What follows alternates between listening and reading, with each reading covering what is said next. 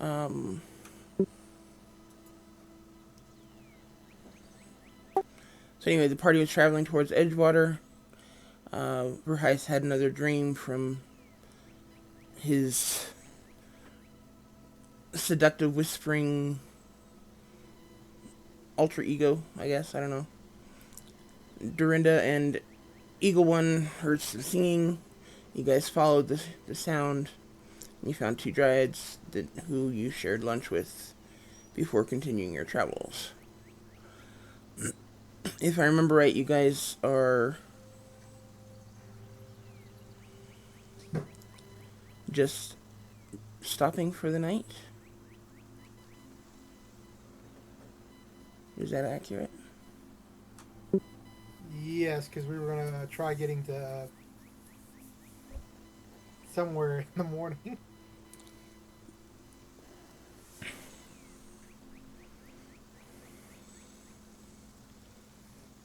I'll take first watch.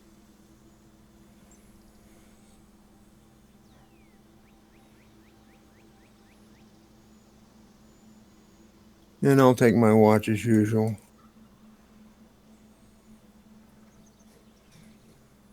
Okay, is there any professions or anything being done tonight?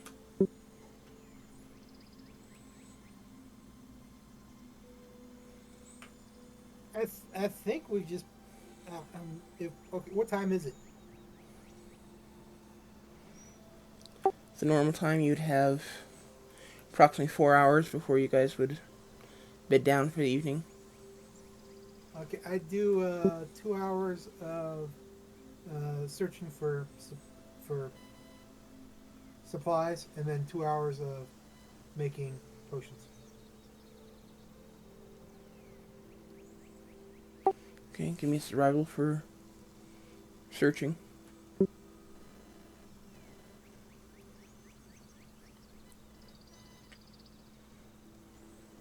Okay, you find 4 supplies. Um,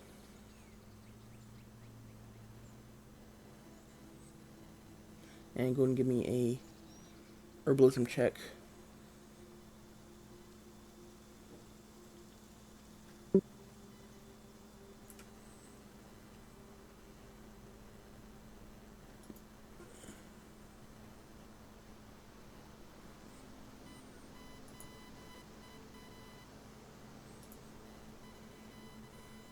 You did say four, right? Yeah, and what kind are you trying to make? You trying to do The two one I two the one healing I potions or one greater healing potion? one greater healing potion.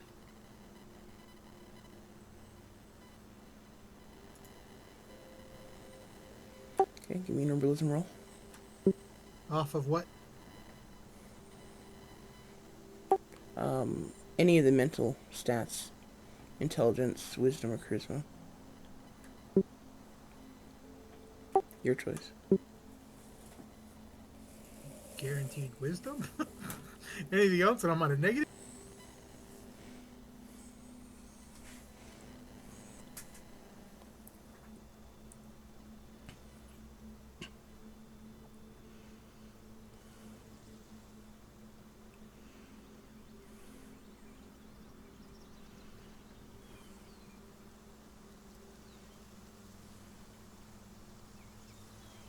And how many supplies do I grab for that? Well, it takes 2 to make it.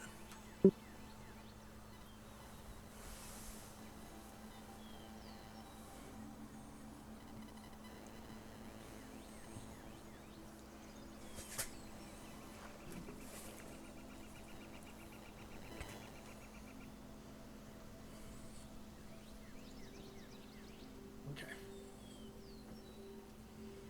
That's why I was making sure I removed it from my list.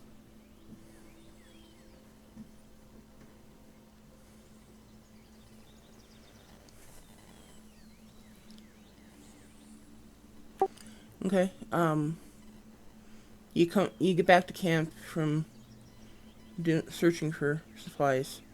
And you set everything up, and it just the 2 hours goes by very quickly, and you're surprised at how easy everything seems to be coming together. And But by the time you get to the end, you realize that instead of making the one potion you had intended, you managed to stretch the supplies enough to make two. I offer one to anybody else who needs it to replace a regular healing potions if they have them, uh, or I'll put it in my bag.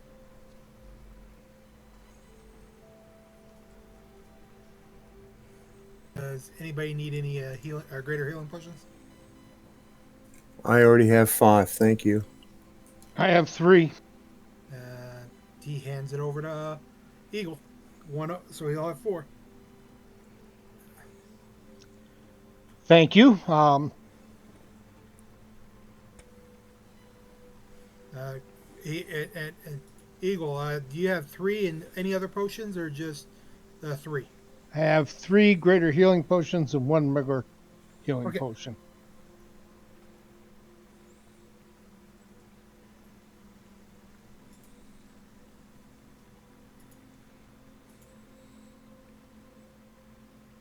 But yeah, I'm happy. I look at Elro and I say, how many do you need? He will shrug and hold out the one healing potion that he has. You have 1 single healing potion. That's it. Is it a regular? Yeah. I'll give you 2 greater healing potions.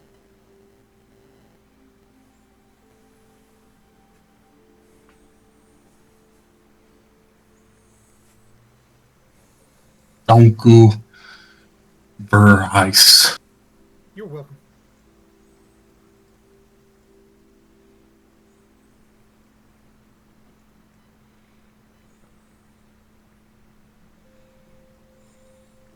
And then he'll eat a ration.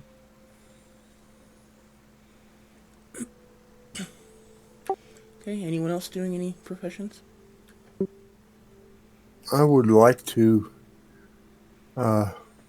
see if I can improve on my alchemy, but I'm not even sure where to begin. Well, you're already proficient with alchemy, so there's not really a whole lot of improving to it. Okay. Then what else? I could use some training in survival if someone's willing.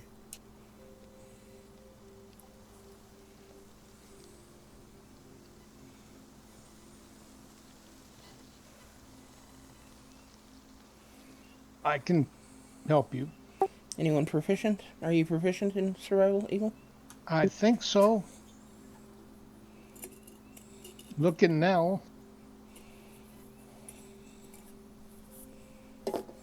If he's not, I can help. No, I've been cooking, so I can't help. But next time I could.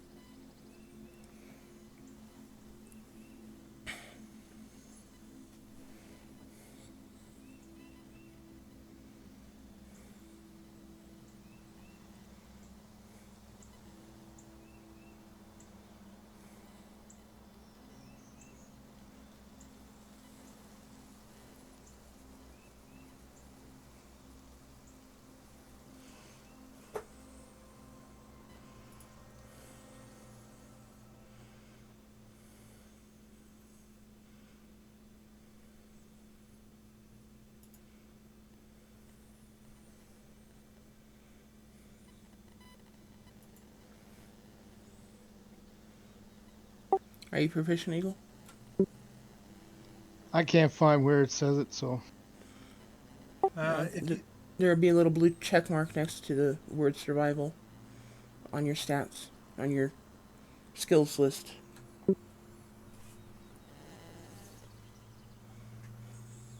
I'm proficient. I got a blue check mark. Okay, then. I'll be glad to help. Okay, give me a Dorinda and straight intelligence check, and Eagle give me a wisdom check.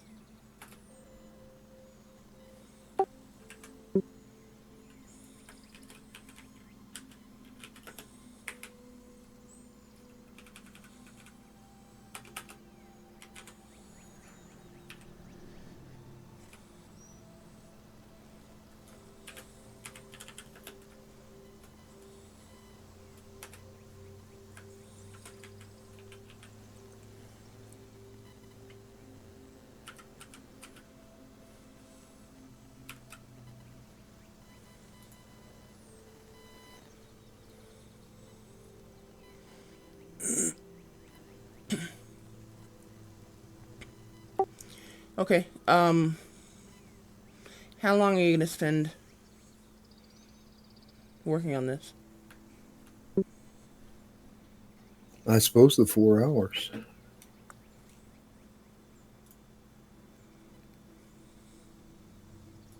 If that's all right with Eagle.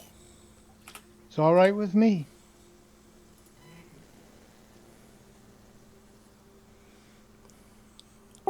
Okay.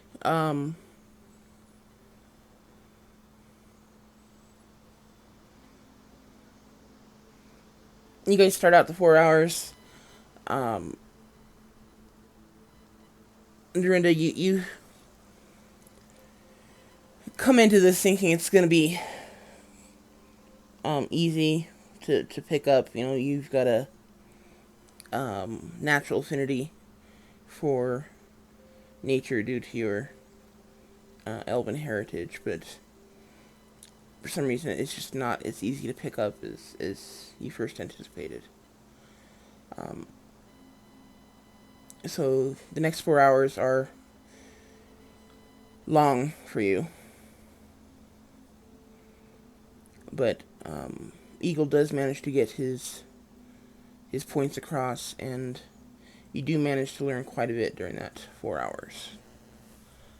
Um, you're not proficient yet, but you are on your way. Now all I have to do is put it in practice. Yes.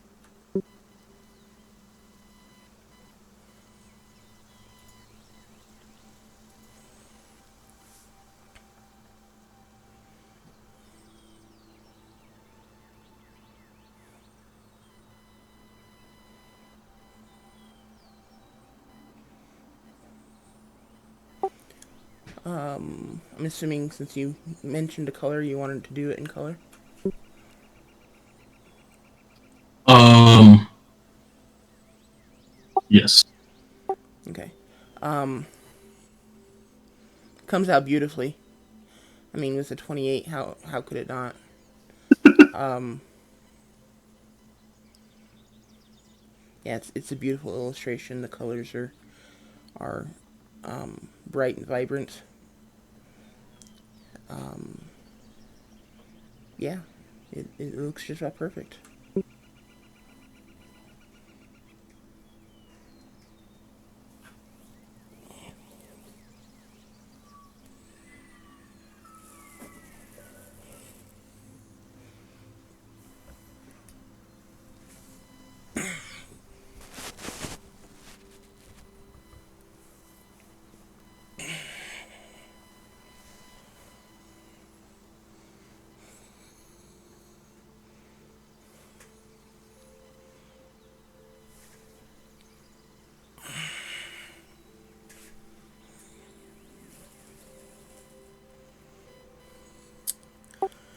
Okay.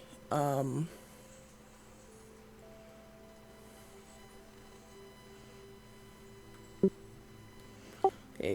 Burheis with your 14 perception for the evening.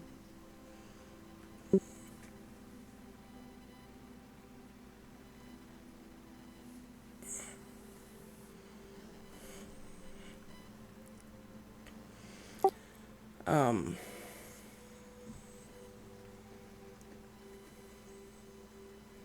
After making the potions, you're just kind of riding that little high from successfully doing something that you've just recently learned. It's exciting, and yeah, the watch is pretty short as far as you're feeling.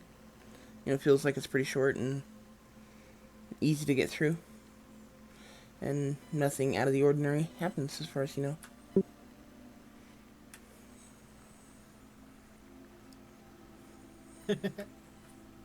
Great. I watch everybody, wait for everybody to come back, and so I've already done my shift then. Yeah. Okay. I just want to make sure I understood that, or if I was just, I was like, okay. I walk over and tap Dorinda on the shoulder or on the foot, let her know that it's her turn. It's been relatively quiet that I know of. I walk over and sit by a tree, and put my back to it, just smile and try to enjoy the wave and get into a train. Okay. Yeah, I get up and a little groggy, rubbing at my eyes, but I get up and I walk around the camp and stir the fire and I move out away from the fire and just take up a position so I can watch everything.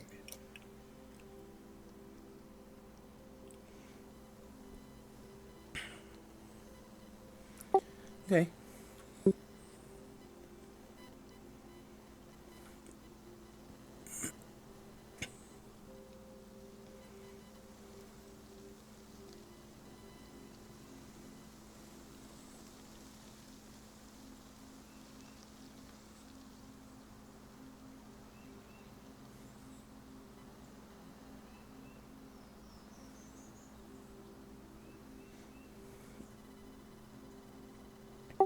Okay, as you're keeping watch, um the quiet of the forest and the um gentle swaying of the trees and the breeze.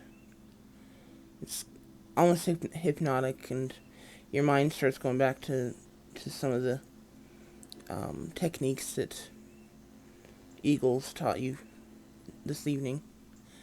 And before long, you find yourself kind of dozing off.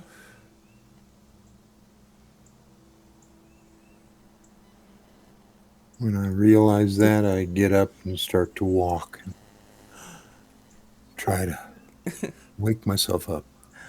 Well, unfortunately, by the time you realize it, it's already morning.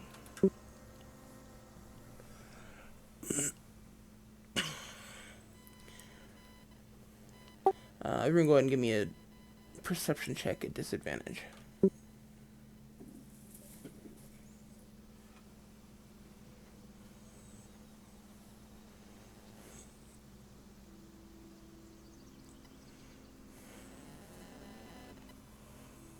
Go, Elro, go!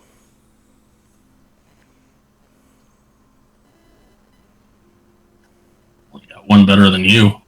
That's what I was going to get 27. I didn't even look at the 14. Yeah, Eagle's like, Mr. Popularity. No, Eagle's just a rogue. Ah. Man, once you get to level 11, rogues are OP, man.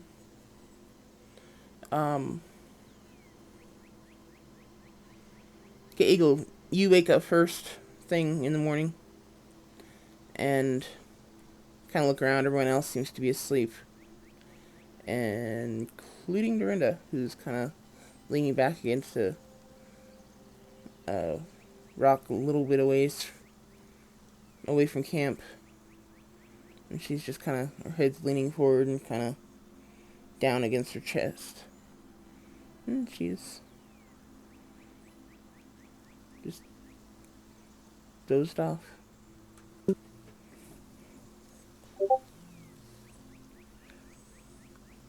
I will pick up my bow and walk over to Dorinda and poke her with the bow until she starts to revive. Okay, it only takes one. Okay. And then I'll sit there and say, you know, staying awake on your watch is part of survival. That's awesome. Nice. And then I'll go around and wake everybody else up.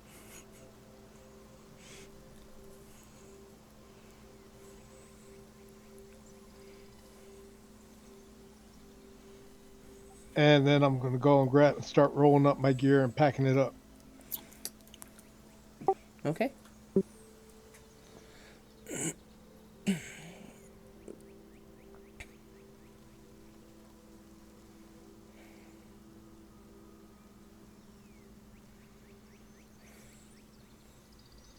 When Verizon's is woken up, he's going to start getting his gear together. But he's going to do the inventory of it if he can. And not because she fell asleep, just because he keeps having nightmares. And he wants to make sure that everything's supposed to be where it's supposed to be. Okay, Verhees, give me a Constitution saving throw.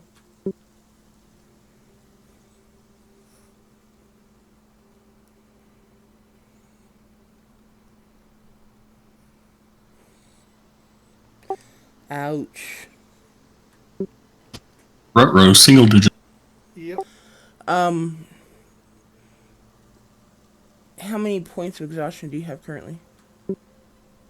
Oh, a whole bunch of stuff, so 0 for once. Okay, well, you now have one.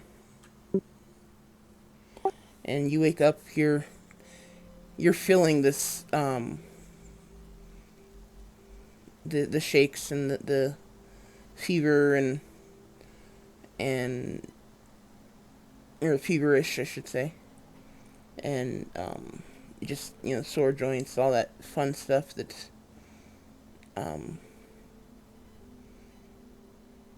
heroin junkies feel in withdrawal. Only it's not quite as bad for you. Yeah, I see Yet. myself being talking to this girl here. The next time I dream with her, I'm just because I can't get rid of her. Yeah.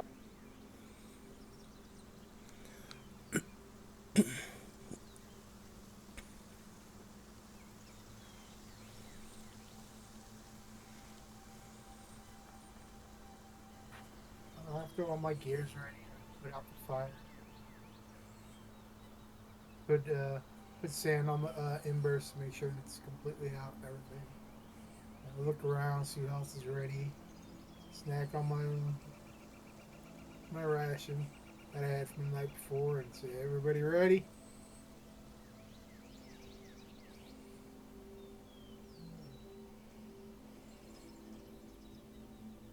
I've got my gear together. I'm ready. I'm packed and ready to go. You were just way too chipper in the morning. Starts moving with his little. He starts heading out, and then he stops and says, "Who's leading?" And he looks at Elro and Eagle, just because they're the two that know where we're going most of the time.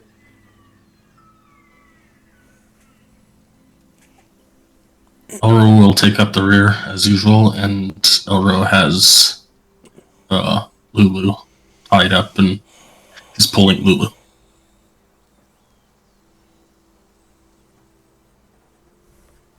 I forget, I took him, didn't I? I'm Okay. carrying somebody. You took Lauren. Yeah, I'm carrying one. I'll lead out. You say we're headed toward Edgewater Village? Yeah. and stay on the trail and head toward the river.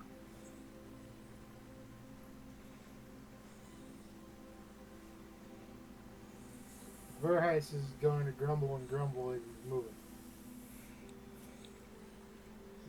It sounds like he's talking to himself. Sounds about right. Sure, All he's not talking to that mage? A mace? We're not sure about that yet. all the while, the mace is swinging on his hip, in case anyone wishes to notice.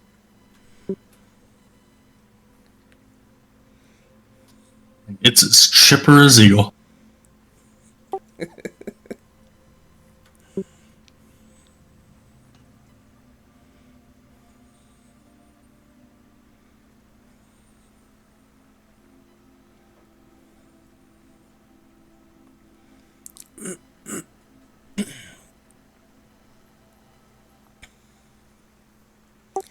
Okay, whoever is leading, which I'm assuming is not going to be Elro since he's already stated he's in the back, give me a survival check.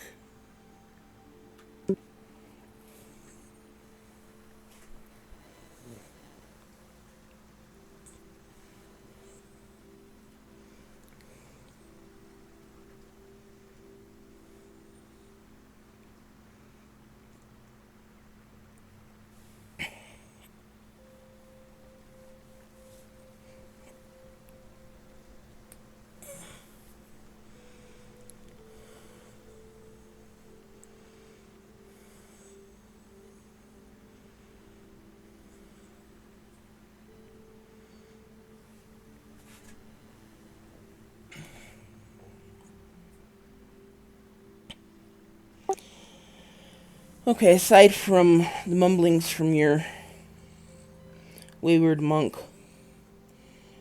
um, the trip from camp to the river, it takes about half the day, so you get there about lunchtime. But it's a pretty quiet trip. It's not really anything to talk about. You know, you saw trees, lots of trees. The occasional um, critter running around in the um, underbrush. Birds here and there. Nothing too exciting.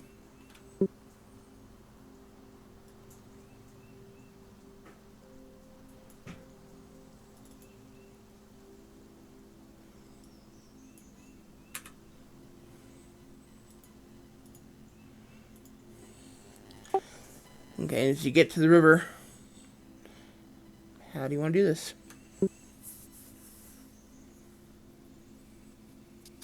Slice it. Oh wait. I look to see if there's a boat or a raft or anything on this side. There is not.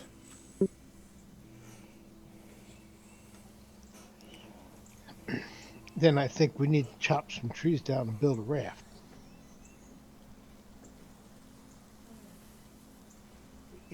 Verheis, Might want to ask Elro how deep the water is, because if he can just walk across, then he can leave a rope and we can all walk across hanging onto that rope.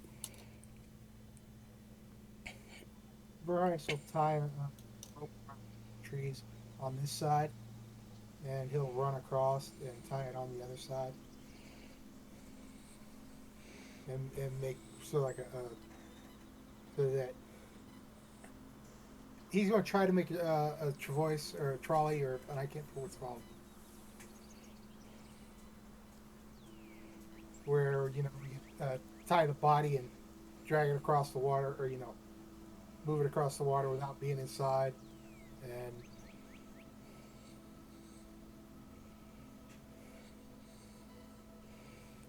I have no idea what you're talking about.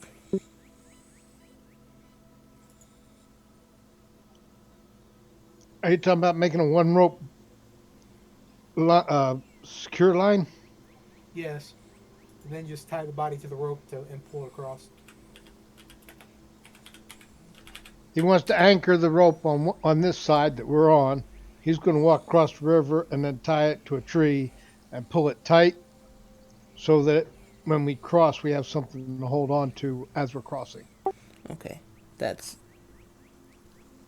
just a rope to cross the across the river. I don't think Well, that has a well, special name. you know how you can, but using that rope to keep the body out of the water, that you can tie it tie it to, and then just slide the body along the rope. And I just can't think of. I can see it in my head. I know it can be done. I just can't think of. Yep. How It's to say called a one rope bridge. Okay. And it's easy to do.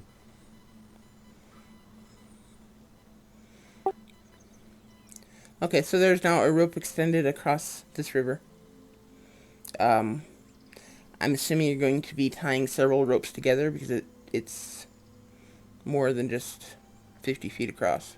I thought the rope we had was 100 feet across. Okay, well, it's still more than 100 feet across. Okay. Yeah. I believe I have two ropes. I have a rope if you need one.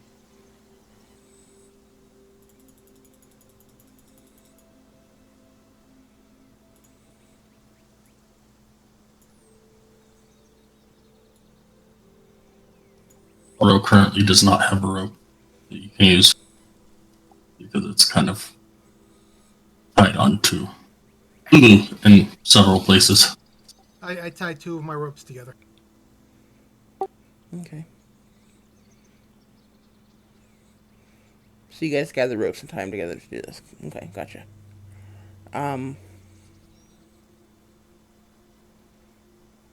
Okay, so there is a rope extending across this river. Um. If you are trying to cross like that, just give me a quick athletics check.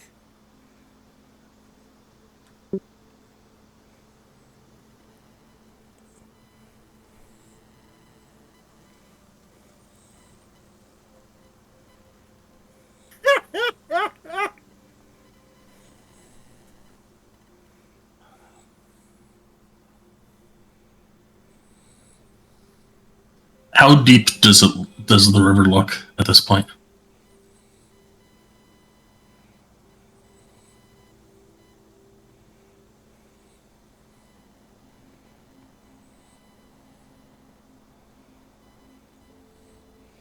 I don't know, between 5 and 8 feet.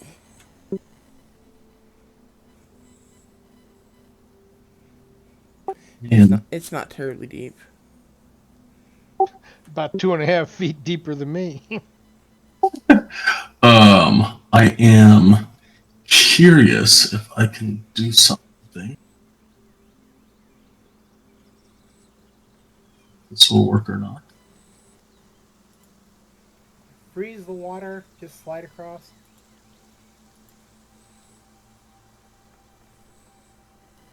If I were to cast that, would I be able to siphon enough of the water away from me to walk across while dragging Lulu? The muddy floor of the thing, and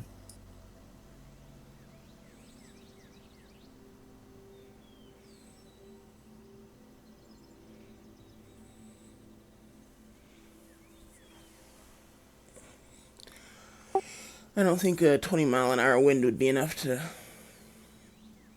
push enough water away for you to do that. then I will attempt to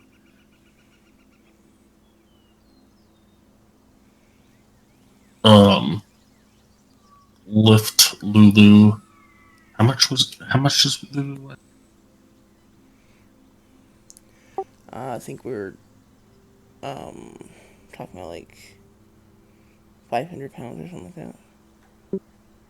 I should be able to do that. I'm going to attempt to lift Lulu above my head while I'm walking across the river. Okay, give me a well, two athletics checks. One to lift Lulu and the other to get across the river.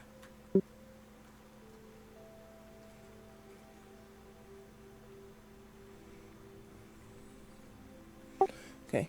Um, Lulu is heavier than you thought at first, but you seem to be able to handle it. And you have to hold your breath for a couple times, but you seem to be able to get across the river without much issue. Um,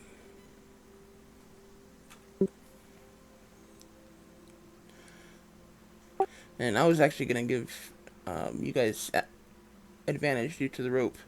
So 20 and 18 allows Eagle and Dorinda to get across without any issue as well.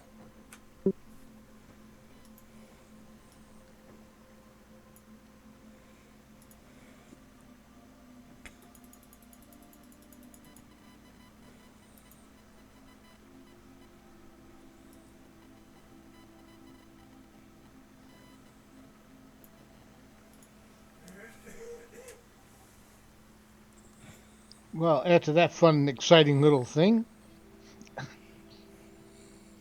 uh, are we going to stop or are we going to go ahead and keep going toward the village? After I get the body back on the other side, or his body over on the other side, I'm gonna run over and disconnect my rope and get them all, put it all back together, and put it away. And then it's up to the group if we keep on going or not. It is currently midday, so crossing the river took you about an hour or so. I suggest we eat first then. Or okay, I can snack on the rest of my rations from last night. So he's still just grumbling.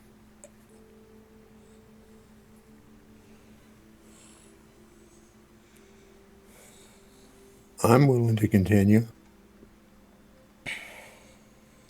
Elder just grabs plants and leaves and stuff as we walk through anyways, so all good with Elro.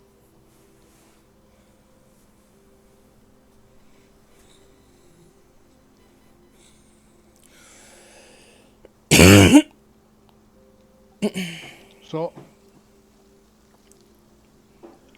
so I'll go ahead and continue to lead out, and head toward the village. Okay. Um, After about 3 hours or so, um, Eagle, um, you start to smell, um,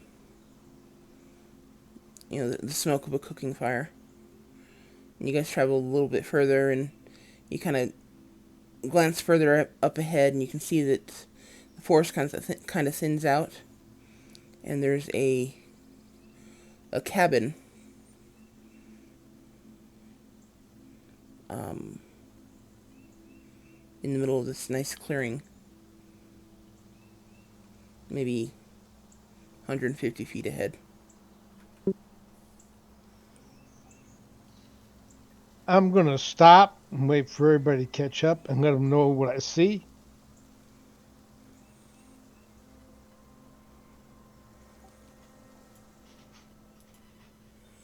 And ask what we should be doing, what they want to do.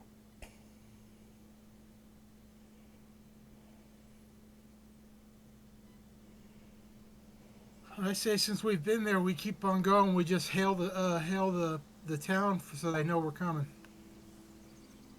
You haven't been We've here. never been here. You've been to Edgewater, but you've never been to this cabin. I don't remember seeing it when we left Edgewater the last time. Oh, okay. Well, then if it's a new cabin, uh,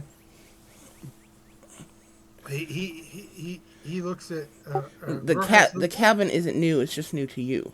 You Well, guys no, have. no, I'm saying Okay. he looks at the group and says Eagle and Dorinda should go and talk to him because I know I don't look good enough, and Elroy, as kind as he is, he's kind of intimidating to most people at first shot. Yeah, so this path, this orange path that we're on is just a new path for us. Okay.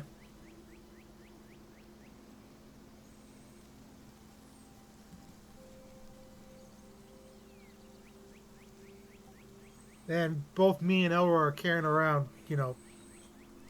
junk and dead bodies. Yeah, but that doesn't mean you can't be sociable. I know, but it's one of those things of you send the two guys in going ahead. They don't see, hey, carrying a dead body and carrying a, you know, I, I, And I'll move forward. I'll go with him. And you guys can put your And use packs stealth down perception. and come with us. But whatever. You want to be antisocial, be antisocial. Arrow will follow at the rear with Lulu in tow. Anyway, well, I'm gonna move stealthily toward the cabin. Okay, and keeping an eye out for anything. And then when I get close enough to the cabin, I'm gonna holler. Okay, I'll hail the cabin to let him know that we're approaching, so he's not surprised, or they're not surprised.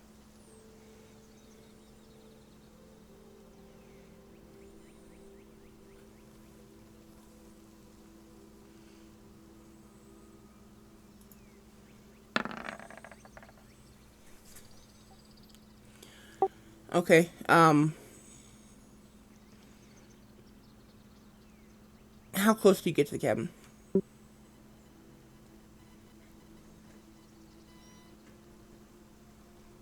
Say again. How close do you get to the cabin before you holler out? About 50 or 100 feet. Okay. Um. As you holler out, you hear a commotion in the cabin. You hear a bottle break, and you hear the twang of a crossbow. As it and you watch as this crossbow bolt comes flying out a window, but it's like 45 degrees up. It's like in no danger of hitting you at all. And you just kind of watch as this bolt arcs up into the air and just kind of lazily falls down, lands about 20 feet ahead of you.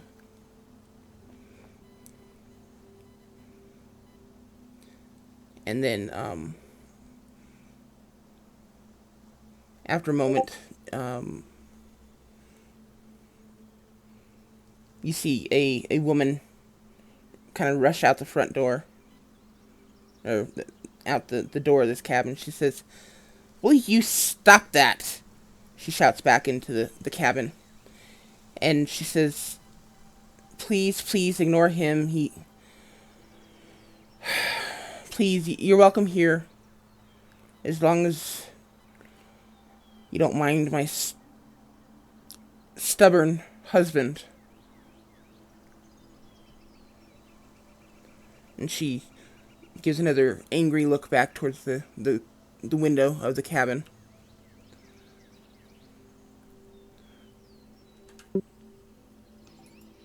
I'll yell out to her saying that we're peaceful. There's four of us, and we're travelers, and we mean them no harm. And start to move forward cautiously. Okay. She welcomes you. You know, she waves you forward and says, "Yes, you are welcome. Come forward. My name is Catherine."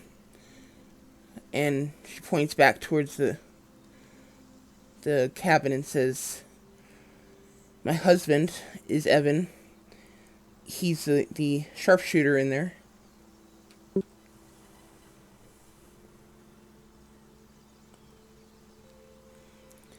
Please, you're welcome. Come on in and we'll see about making you some dinner. Elro will say, not look, shoot. Not look, shoot sharp.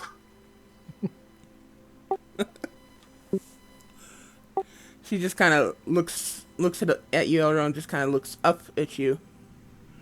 Kind of leans back a bit to look up at you, and just kind of smiles, gives you a warm grin. Wilhelm looks at the body on the outside as he comes up to the store or the steps.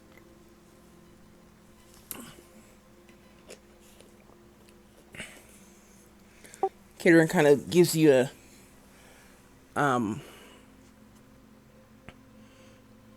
odd look as she sees you set the body down, but she doesn't say anything. She just continues to welcome you to her cabin.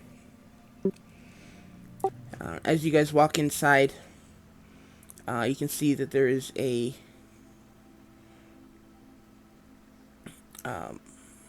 first of all, as you walk inside, you get hit. It's like getting hit in the face with the smell of alcohol. And you kind of look around and you can see that there's a broken jug of moonshine laying on the floor, or still on the floor. It hasn't been cleaned up yet. And next to the window there is a unconscious man hugging a crossbow.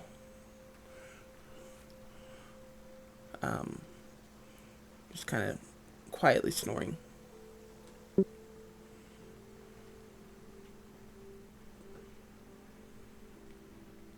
He looks at the snoring and the crossbow and the bolt from the outside. Back at the snoring guy.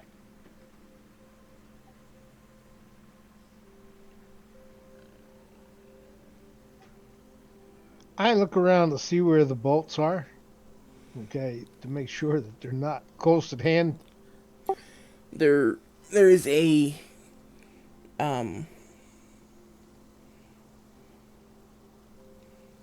quiver, I guess, of bolts,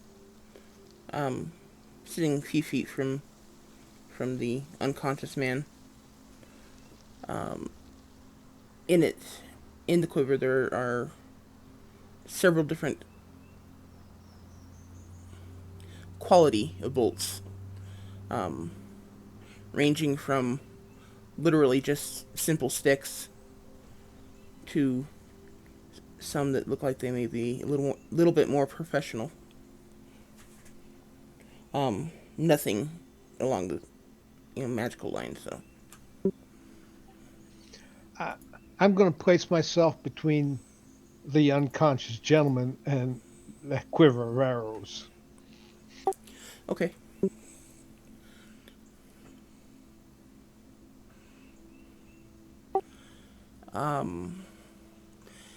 She Caterin motions to a table and says, "Please, everyone, take a seat. Dinner should be ready shortly." She kind of smiles around at everyone. She says, "I wasn't really expecting so many for dinner, but we should have plenty.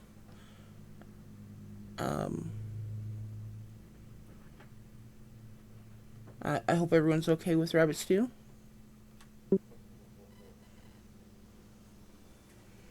Fresh bread.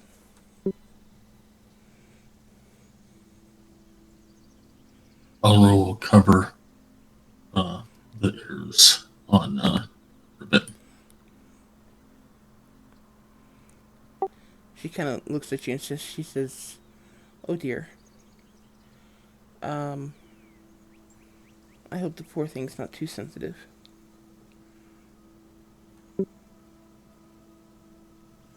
With a grin and a shrug.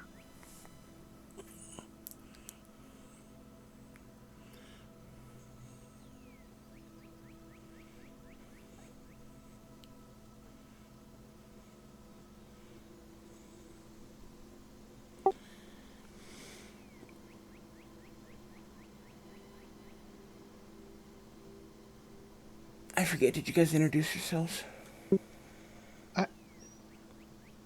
We have not yet. Please, you said your name is Katerina? Caterin. Caterin? Okay. I'm Dorinda, and I find myself in a somewhat unhappy situation of being escorted by these gentlemen. And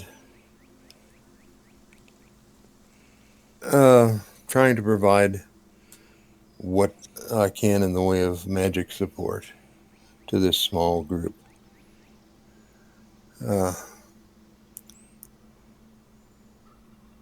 And this brusque fellow here that is worried so much about the crossbow, and probably should be, but that's Eagle One, and he's a definite hunter and general woodsman. He seems to know more about most of the woods than I will ever learn. Excuse me. I will bow. Okay, and then the tall one with the ribbit, that's Elro. And he's a vegetarian, so that'll take a little bit of pressure off of your supper. And he's also very much an animal lover. But he doesn't talk very much. Most of his talk is either smiles or frowns or shrugs, and that's about it. And then Elro points at Brenda and nods. Okay, and then last but definitely not least is Verheis. And he's a monk, and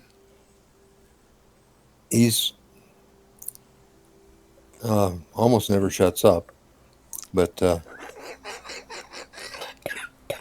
he's been under the weather lately, so he's not talking as much as he usually does. So, everybody? Verheis nods.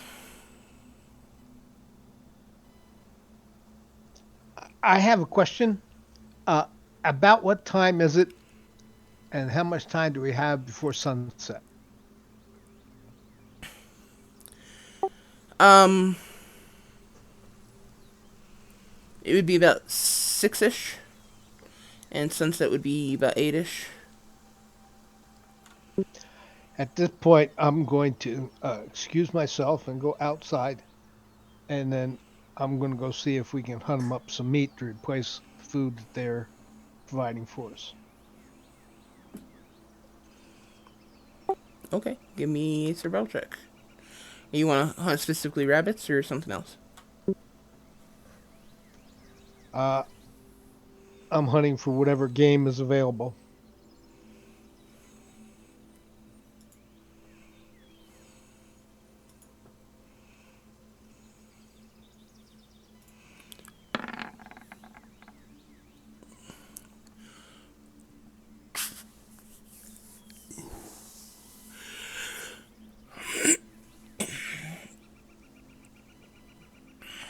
I guess to give you just a little more information about us, we are traveling to Edgewater Village to meet a friend there.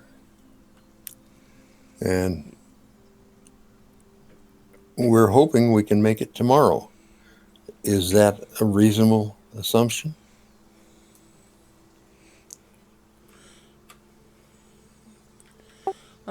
Edgewater's close enough. You should be able to make it tomorrow. It shouldn't be too much of a problem.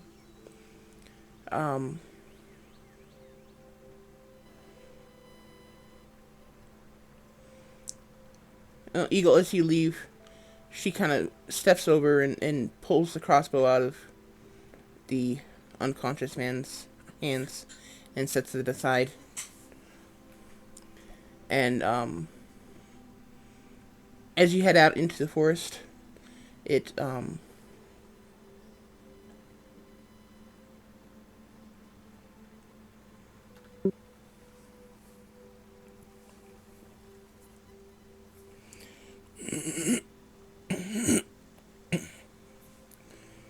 sorry, you head out to the forest. It takes you, I don't know, 15, 20 minutes, but you come across the tracks of a deer. Some deer tracks.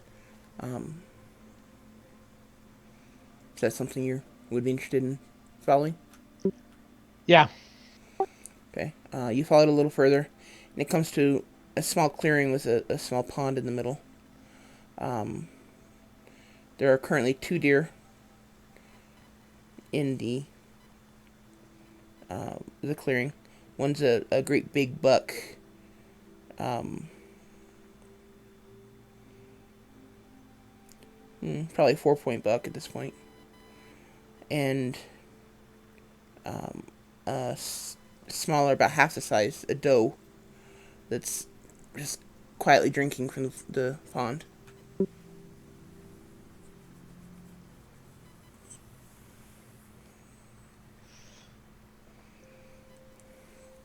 I will move up stealthily, take my crossbow.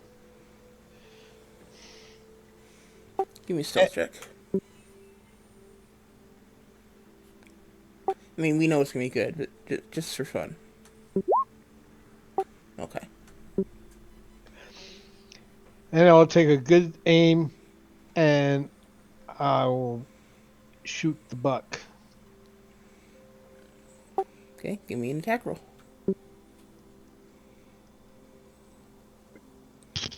Which one? It's actually, well, I'm assuming you're using dragon spit because you don't have any other crossbows that I'm aware of. So give me 2 attack rolls. You can choose whatever ammo you want to use. I'll just use regular bolts. Okay.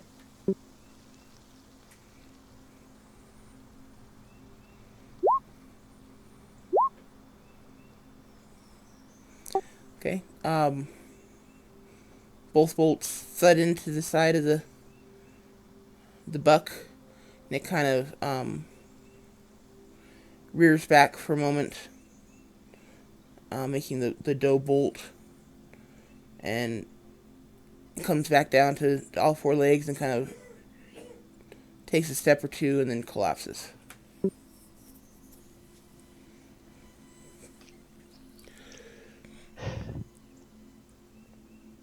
I will take my dagger out. I'll walk to the buck, okay, and I will cut his throat to make sure he's dead, and then proceed to quarter him up to carry him back. Okay.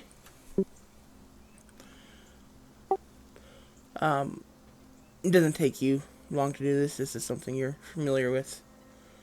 Um,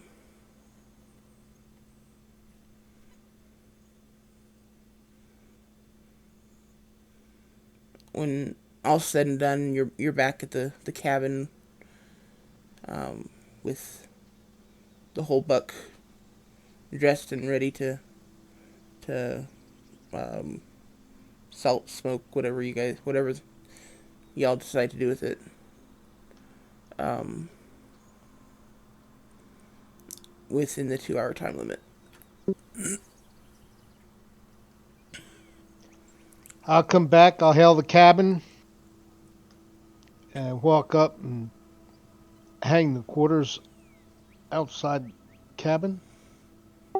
Okay. Conveniently, there are already um, rope loops out there that look like that's exactly what they're planned for or used for.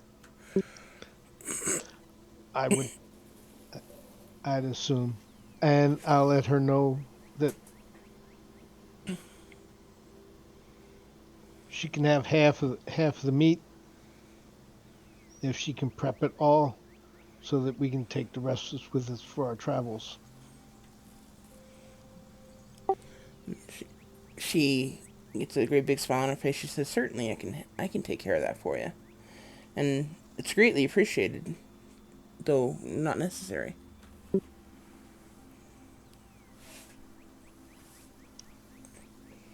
It's the way of the woods. We always provide.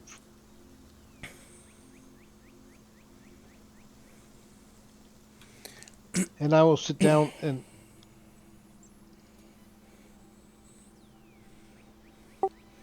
Okay.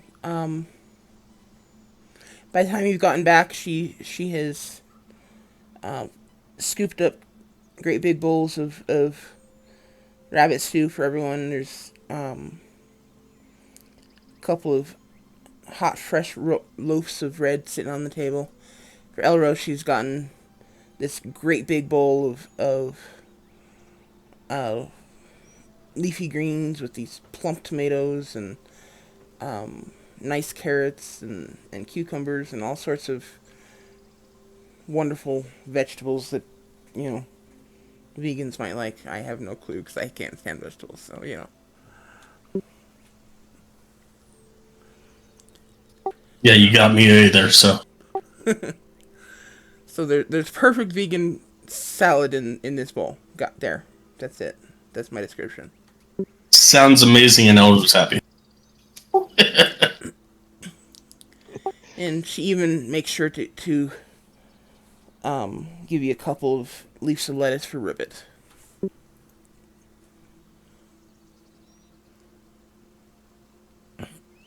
he will sit down and enjoy the meal. Um, and as the stew is being passed out, Eben kind of stirs under the window, kind of stands up with a groan and a very loud, foul-smelling belch. And he walks over to the edge of the table, kind of leans down and looks at everyone sitting at the table one by one, picks up a bowl of stew, and then walks outside.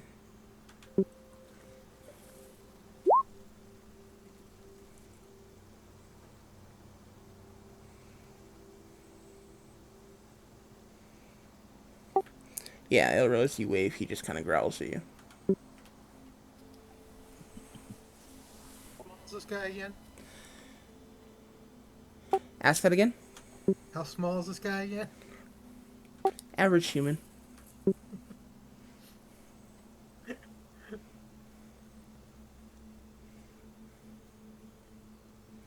Maybe 5'10". Kind of slight on the build. Not really a Gotcha. great specimen of humankind, but it'll get the job done.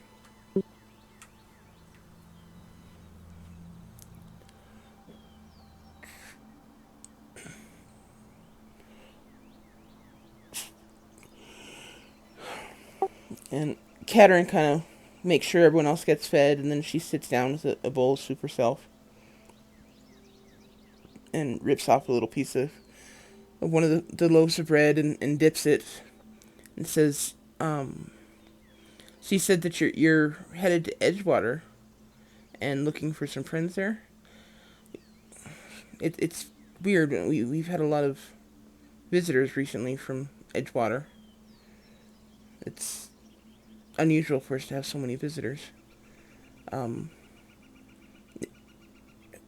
Who are you going to see? You know, maybe it's someone we know.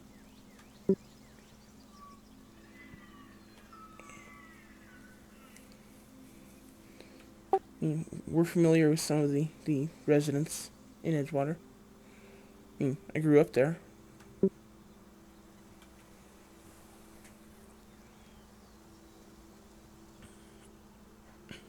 Well, we're going to visit Shira. She's one of the prominent people there, and we're hoping to meet up with a couple of our friends.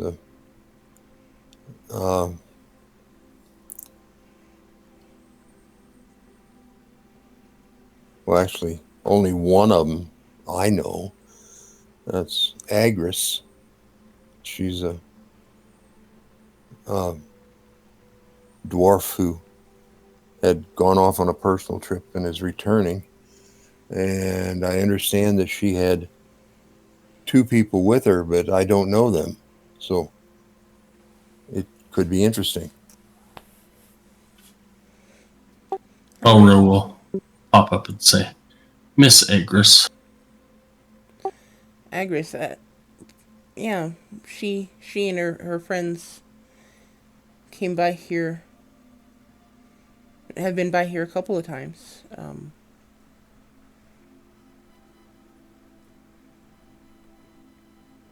It's a great group of friends you got there.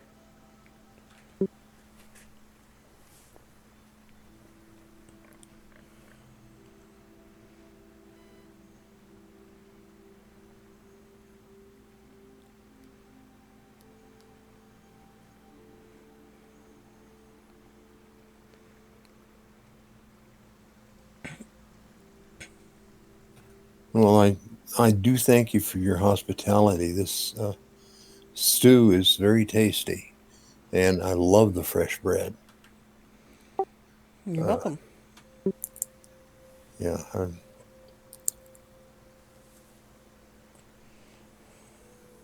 I wondered if do you have some water to drink or something?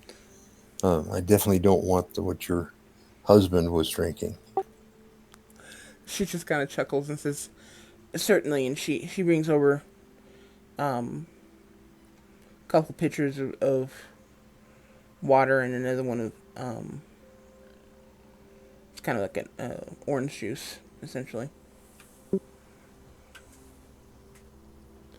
and she sets it down on the table, um, handing out glasses to everyone, or mugs, I should say.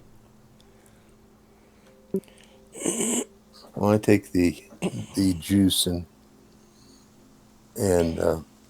pour some into a mug, and I say, water's certainly good, but I do love fruit juice, and so I sat back and sip at the juice, and this is very tasty.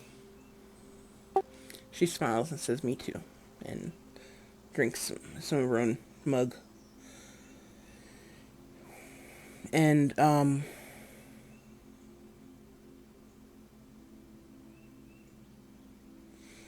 yeah. Anything else you guys want to discuss over dinner? No, just thank her for the meal and her kindness. Actually, Verheis asks about if they ever met a group of gnomes heading to the other side of the mountain.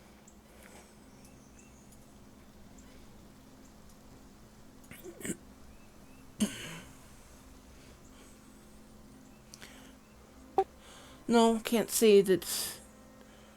Well, wait. You said other side of the mountain. What are you referring to? The brother and his party. Gotcha. Okay. Um, can't say that I have. We're not exactly close to the mountain. To the mountains here. It's a good 2 or 3 days from here.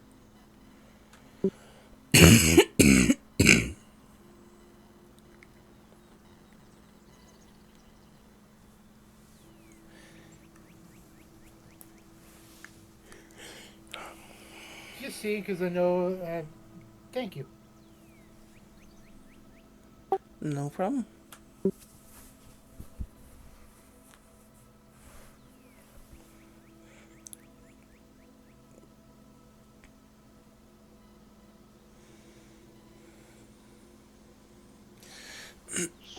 So once I finish eating, I'll thank her for the meal, and I'm going to go outside and lay out my gear. I'll join Eagle, but I'm gonna look around for ingredients for about an hour, and then I'm gonna make try it for Is it really dark out, or do we have a little bit of time? Or what? Well, it's after dark, yes. Okay, never mind. I'm just gonna get my gear together. Okay. As you guys come outside, you see Evan sitting on a stump or a piece of uncut firewood on his side. He's just kind of leaning back against the side of the cabin, um, slowly trying to eat this, or trying to figure out how to eat this bowl of stew that is stumping him for some reason. Um, and as you guys start setting out your equipment, he just kind of gives you a dirty look, stands up and kind of stumbles around the side of the house, or the cabin. He's filling probably the majority of the bowl of stew as he does.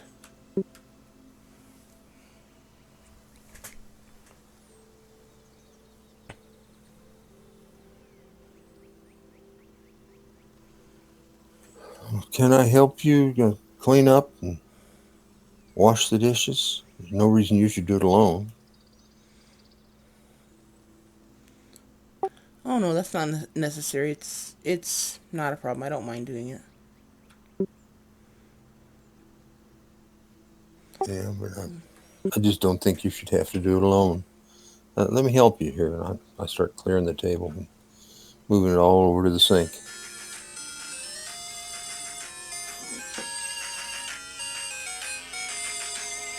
Just a moment.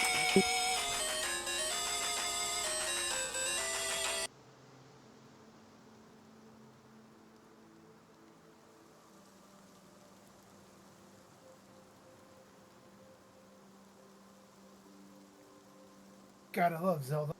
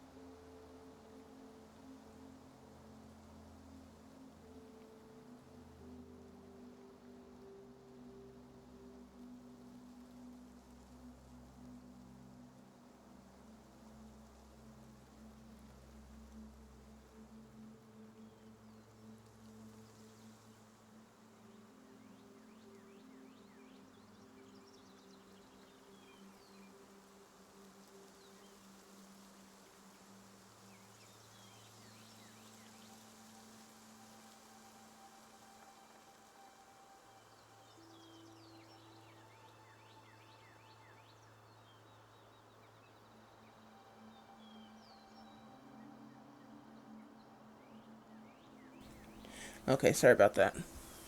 Um,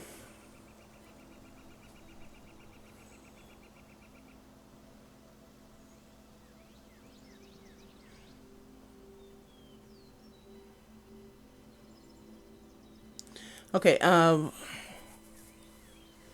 sorry about that. Dorinda, as you start putting dishes in the sink, she kind of um, frets a little bit at first, but then kind of relaxes and just kind of gets into the cleaning things up. And once you guys have finished cleaning everything up, she brings out a bowl of kind of like muffins, only they're kind of like a mix between a muffin and a cake. So it's kind of like a sweet dessert kind of a thing. So she brings out a bowl of those and kind of sets it on the table. Says, "You're welcome to enjoy some of these, if you know, if you'd like." And then sits down and just enjoys the company for however long before you guys decide to crash.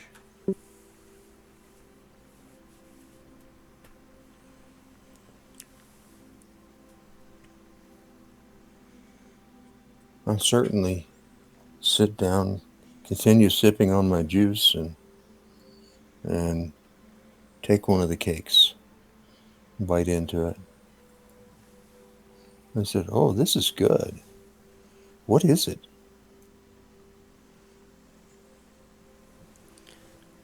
Oh, it's kind of my own recipe. Um, One day I didn't have enough of our typical muffin mix, and I'd already used up the majority of what I use normally for cakes. So I just threw them together, and that's is what came out. It turned out to be pretty good, so I keep making it. Well, this is good.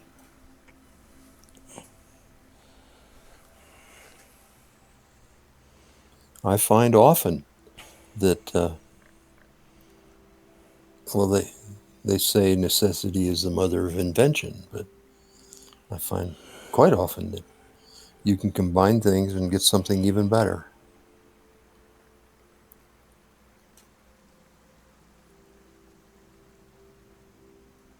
And I finished my cake, and I say, well, I should go out and get my gear together and get ready for bed.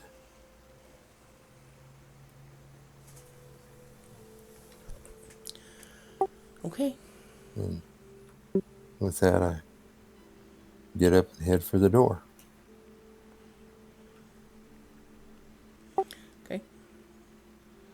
I believe that leaves Elro as the only other person in the room.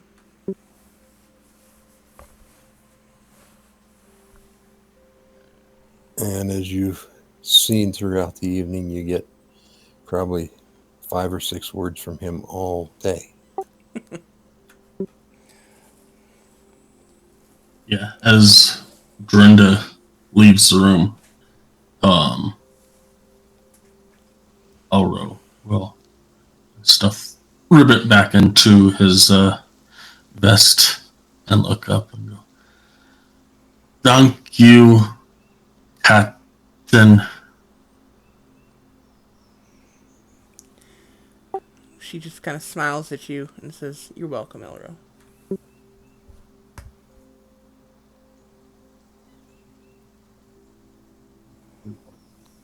Also, go outside. Okay.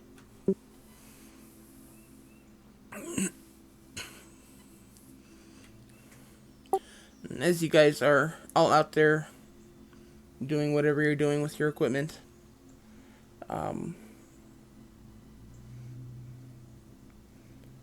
you watch as Evan comes back around the side of the house, or the cabin, and um, he's got a new jug of whatever it is he was drinking, and he's carrying the bowl in one hand and the jug in the other hand, and while he's walking past you guys, he drops the bowl accidentally. He just kind of stops and looks down at the bowl, looks at you guys, looks back down at the bowl, and then grabs the jug with both hands and walks back into the house.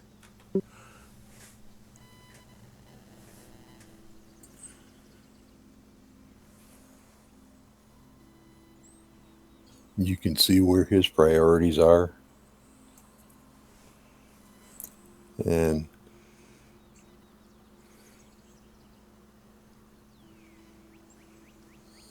I pick up the bowl and take it back into the kitchen and quickly clean it up and put it on the shelf with the others. I'm sure she has more than enough to deal with picking up after Evan. Yeah. I can help that little bit. She is actually already prepping the meat that Eagle brought in.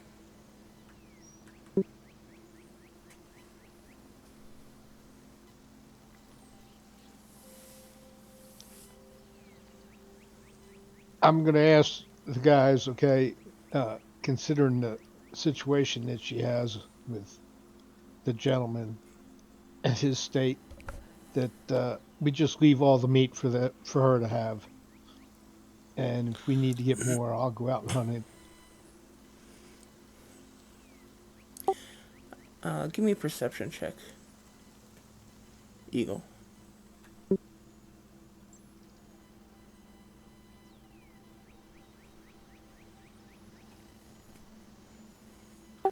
Okay. Looking around, you can tell that she doesn't seem to be having trouble coming up with food. You can tell that they're pretty well stocked, and while the deer would not go to waste, it's not specifically necessary that you leave it all for them if you don't want to. Totally up to you guys. Just saying. Like I said, I was discussing it with them. If they decide that not to, that's fine. But Okay, well, I think that uh, that would be a very nice gesture. Uh, I'm sure she has better things to do than go out hunting, and I'm pretty sure that Evan doesn't do much in the hunting area, and I'm not so sure he does a whole lot of anything as far as providing Elro for. will look up at Drinda and go, not shoot sharp.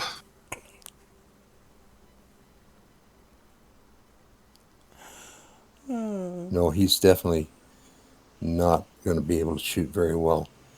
I mean, in his current state, and it seems like he's drunk most of the time. I'm not even sure he could hit a barn, let alone an animal.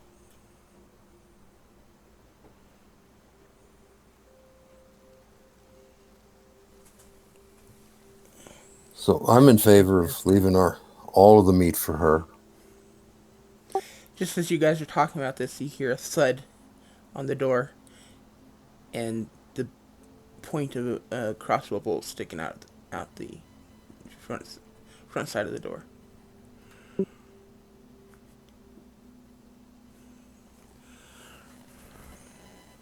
Shall we go in and take it away from him?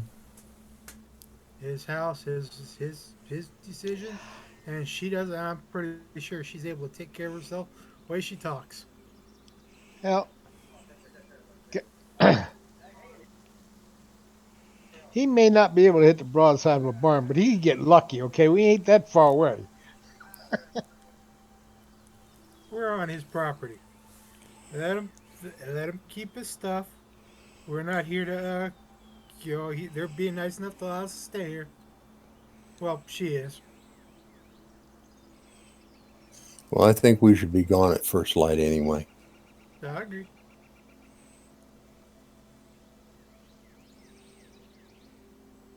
Likely he'll drink himself to sleep pretty quickly.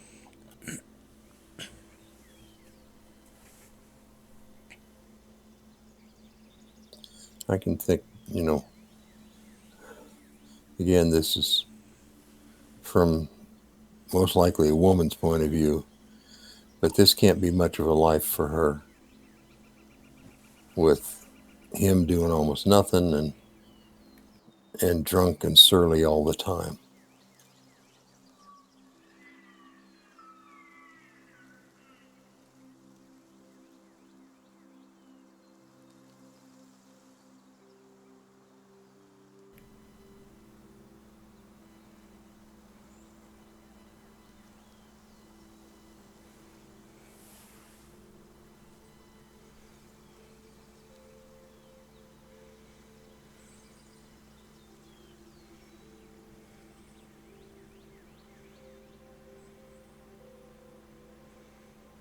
I'm finished with getting my gear sorted out, and then I just go ahead and bed down. And Bryce takes first watch. all right, Walked around.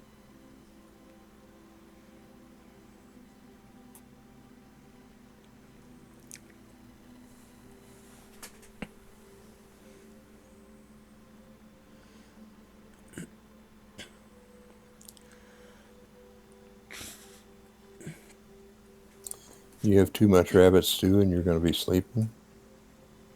No, it's that mace. It's that mace. But I don't know. I'm thinking I'm awake and spry.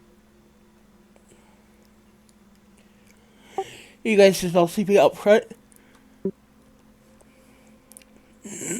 Yeah, just on the ground there. I mean, Off to the side of the house, so we're not directly in front of the yeah, true, but over to one side there's a big tree, and just I spread my blanket there, and uh, it's not cold enough that we really need a fire, and just wrap my blanket up, and I'm fine. Okay.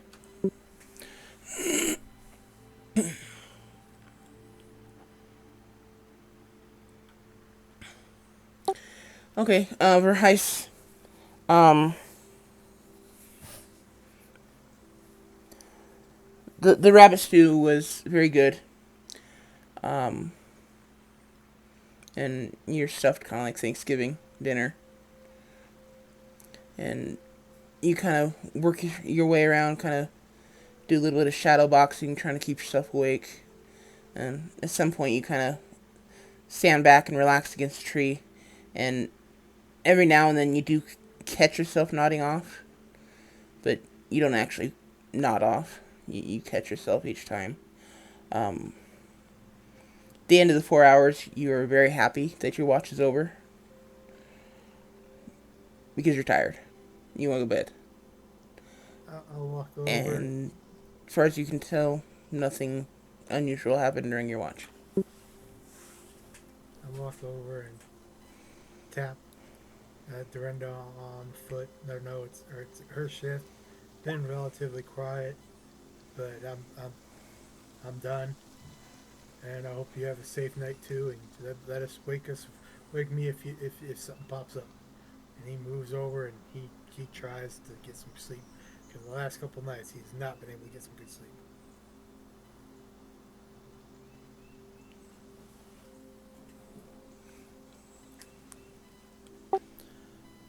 What is it with your single digit um watch rolls, Dad? They suck. I agree, but I don't know what to do about it. Uh, It's maybe I the should take. Dorinda curse. We've already figured this out.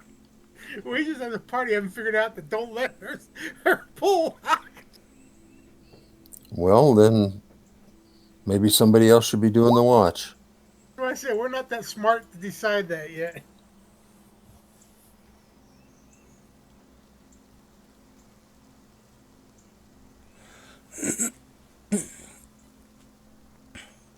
Okay, Dorinda.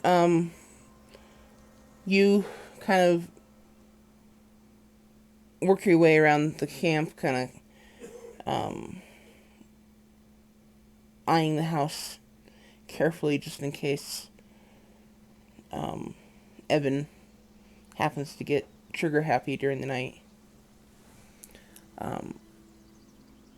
But you just kind of work your way around the cabin slowly, and you get back around to the front, and everyone seems to be sleeping soundly, and you sit down on that same piece of uncut firewood that Evan was sitting on earlier, and you lean back, and the next thing you know, it's morning. Everyone give me a perception check at disadvantage.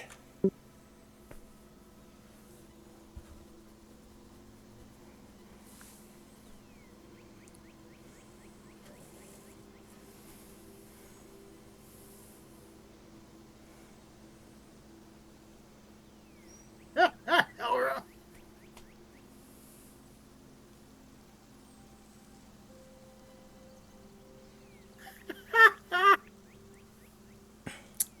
Well, We all know that she's asleep today. um, Eagle wakes up and he starts looking around, and Eagle, as you're kind of getting up out of your roll, your bedroll, Verheist wakes up and Eagle, you're noticing at this point that Dorinda is leaning back against the cabin, sleeping, head down, you know, asleep. And that's when Elro wakes up. And Dorinda's still asleep. Elro will look over at the others and go,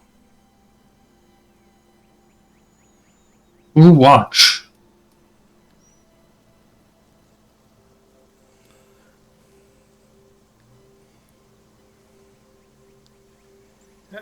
I look over at Elra and say, "How long?"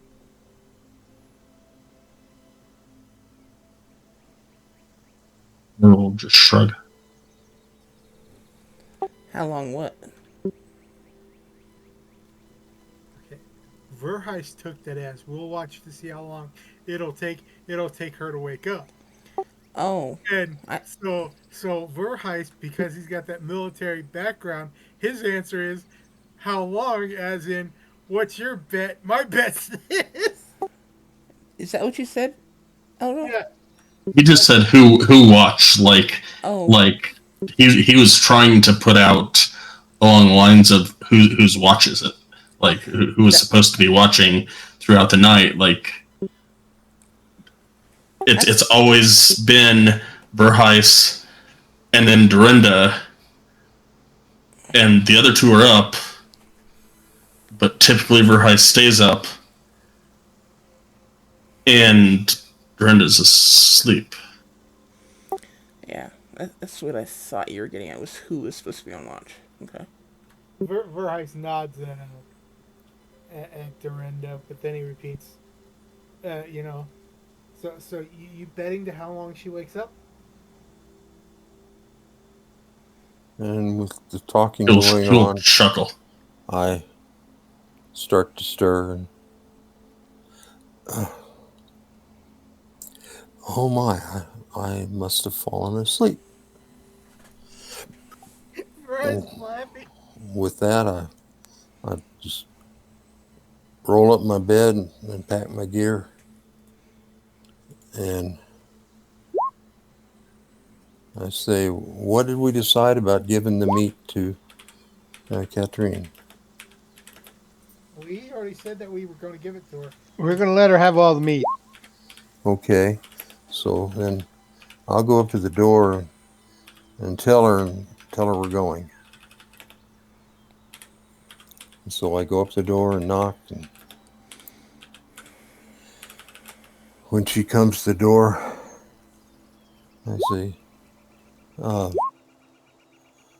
we decided to give you all of the meat from that deer because we really don't need it. We're headed to Edgewater, or yeah, Edgewater, where I'm sure there'll be plenty of supply. So it'd be better that you take it and use it. And uh, we're going to go now because we got a walk ahead of us. And thank you for your hospitality. And hopefully we'll see you again sometime.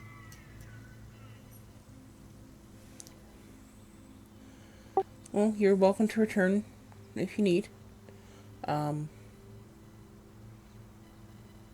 can't promise you much more in a hot meal, but again, you're welcome. That's more than most people can ask for on some mornings And on the trail. A and hot meal is always appreciated. I do greatly thank you for the deer meat. It's not something that I come up with a whole lot. I'm usually more of a small game kind of hunter.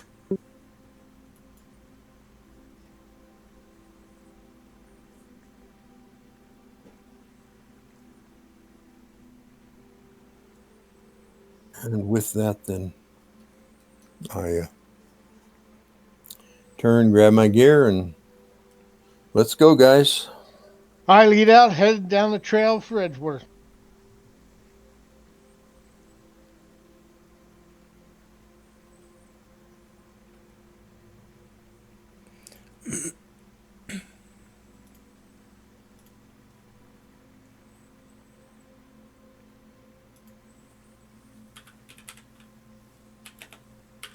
Nobody going with us?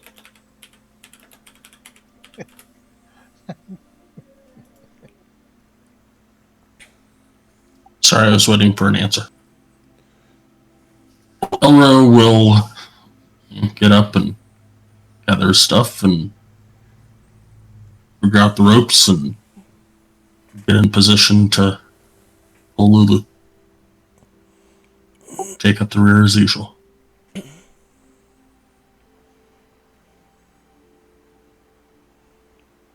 Verheist make sure all his gear is all set up and everything, and starts walking. It picks up the dead body and moves with it.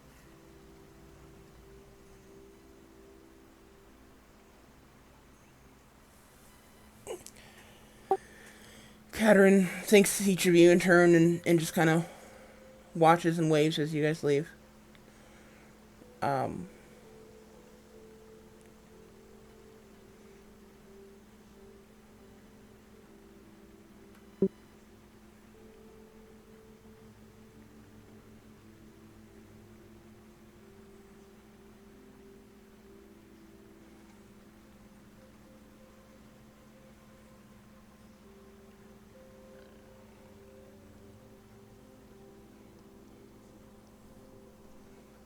Let's see, it's 9 o'clock. Let's go ahead and take a break, guys.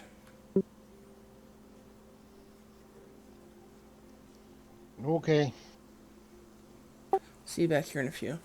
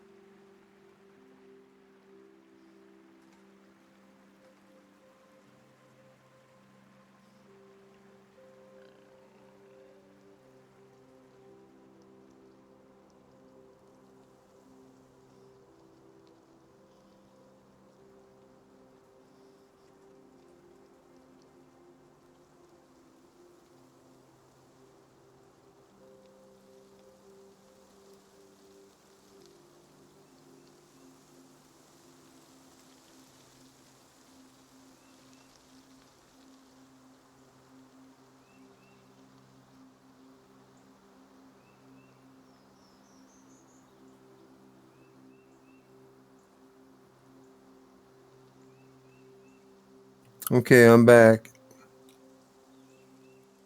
Welcome back.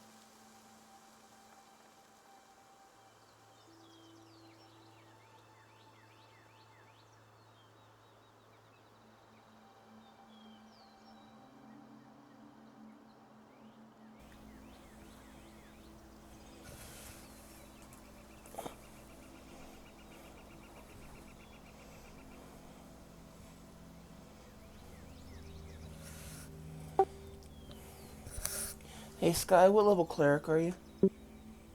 Uh, 5, I think. Yeah, 5.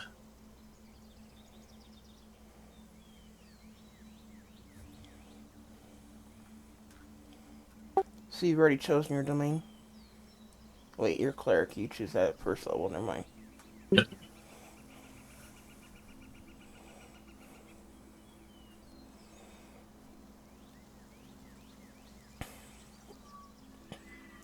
Strange that they had the different classes do it at different levels. Agreed.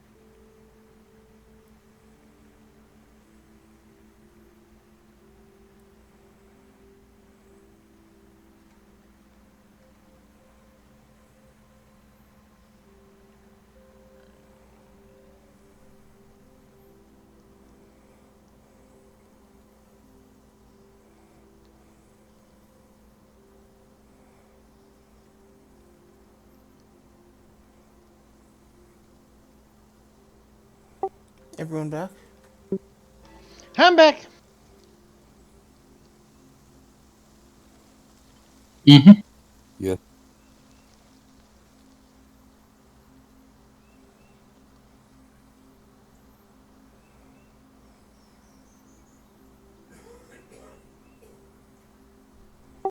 Waiting on the monk like usual.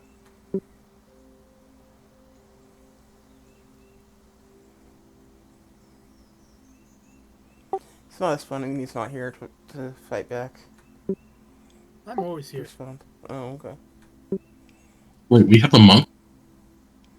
Right? Hey, he's getting ready to be changed. Leave him alone. I have a really nice DM who keeps harassing my character, and so he's being changed just like he would in real life. Being changed. You mean you're going from rogue to warlock? Something like that. With the dexterity of a monk.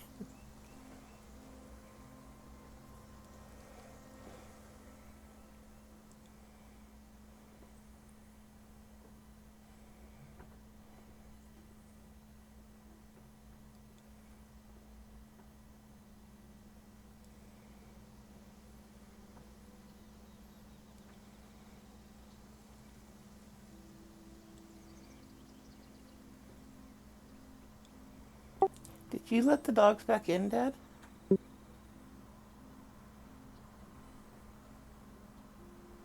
Okay. Yes. Okay. Yeah, actually, Daisy didn't go out, but Nixie was out about 5 minutes. Yeah. Daisy doesn't like the wind. It's been too windy for her today. Surprised she's not hiding under your desk. Yeah, well, uh, it has to be pretty bad before she's under my desk because she doesn't really like me that well.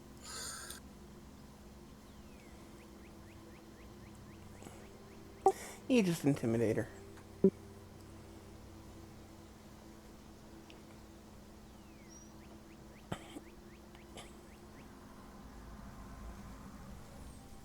Anyway,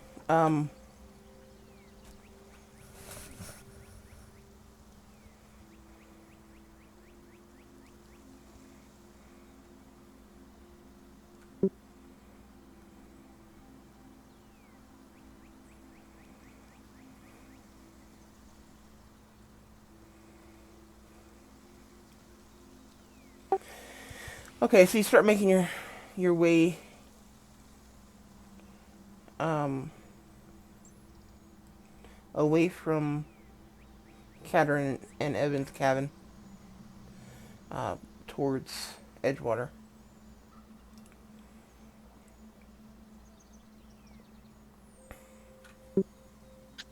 Elder will pipe up and Lose you? say,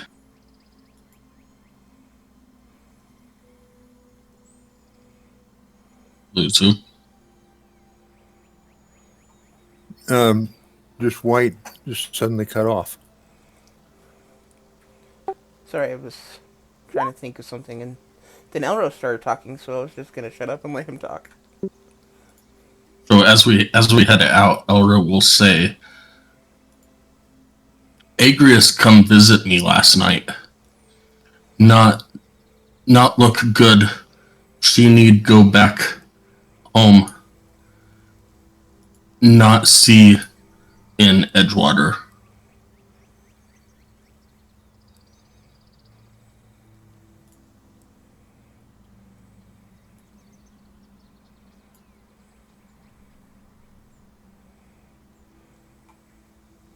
Verice will nod because you had that strange connection with Agrias, and he says if we see her again, it's in the cards. If not, she had her own path.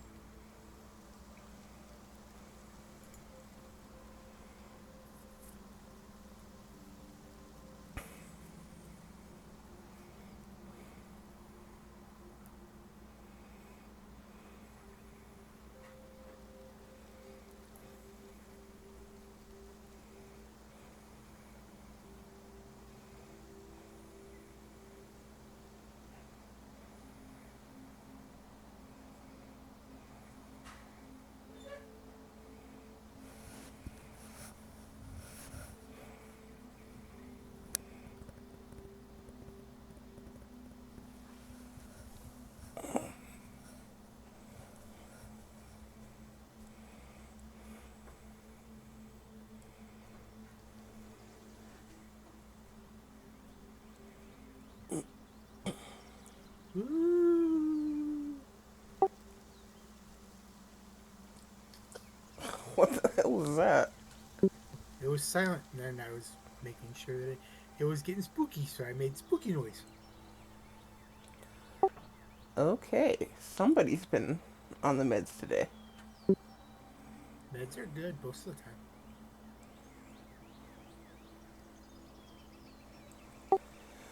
Okay,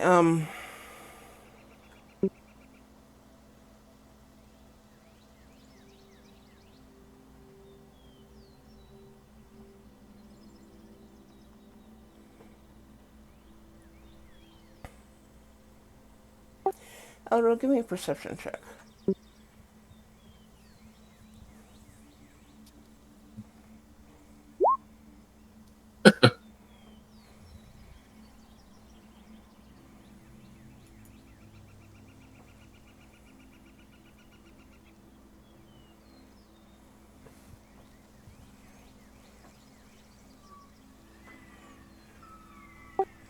Okay.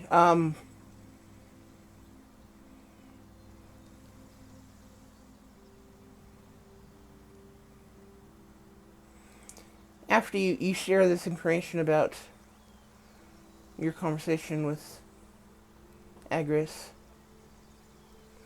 you guys continue to walk on in relative silence for 3 hours or so.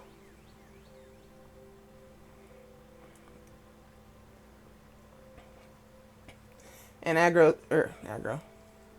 Elgro, um, as you're walking along, your mind suddenly starts to vibrate.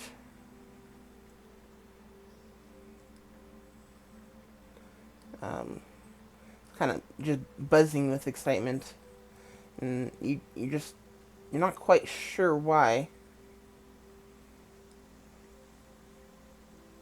You're just suddenly really really excited.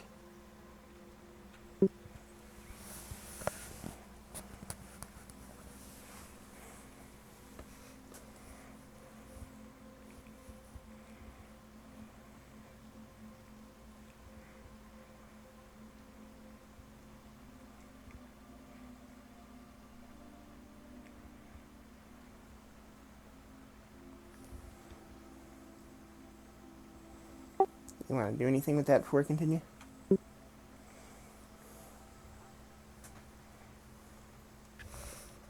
Um,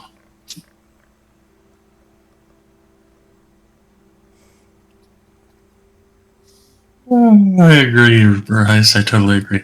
Um, freaking tin can. Um, I don't know. I don't know what I should do.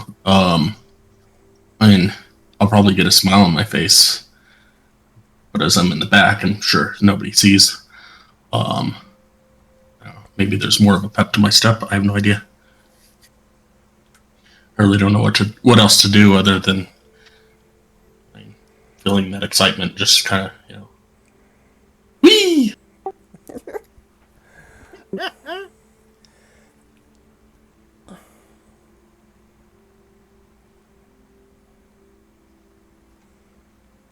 Why would he get rid of the 500-pound trash can? How would he get rid of the 500? I don't. We're getting closer to the edge water. Maybe, hey, guess what? Oh, the Uh, excitement of getting rid of this stupid metal chicken. gotcha. That's not why you're excited. Um, but yeah, you're suddenly getting excited, and as the party is going along, there's this. You hear this. There's this rush of cold air, and you hear this loud flap of wings that almost knocks you off your feet. I look for the dragon. At this point, you guys are covered by canopy. You wouldn't actually be able to see the sky. Well, I know, but we hear these flap of wings in cold air. It's my character's. He looks for the. He looks. It's Okay. You look, but you don't say anything. yeah. But it's obvious that there is a dragon up there somewhere. About that time, um, I'll use dragon sending and say, "Is that you above?" Yes, little one.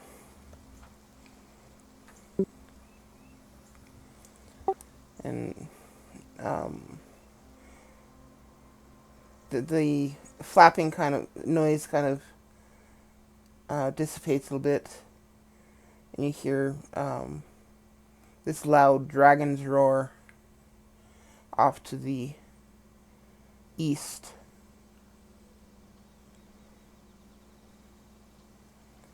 And then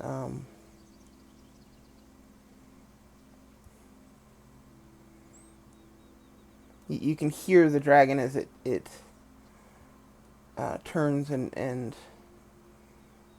starts to come back, but it seems to not be heading straight for you, kind of like a south, kind of towards this, an interception south of you is where it seems like it's gonna happen. You hear this loud thud as presumably he lands.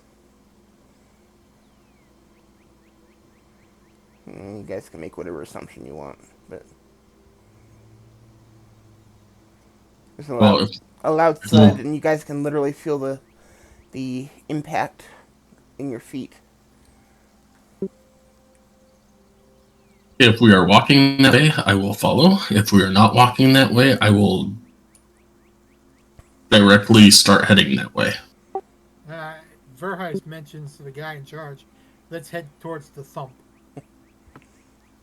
He still doesn't know there's the dragon there, but he thinks he is. He wants to check. Well, at this point, it's pretty obvious that it's a dragon. Okay, well, yeah, let's go check out the dragon. Um, yeah, for the most part, it's the direction you guys are heading.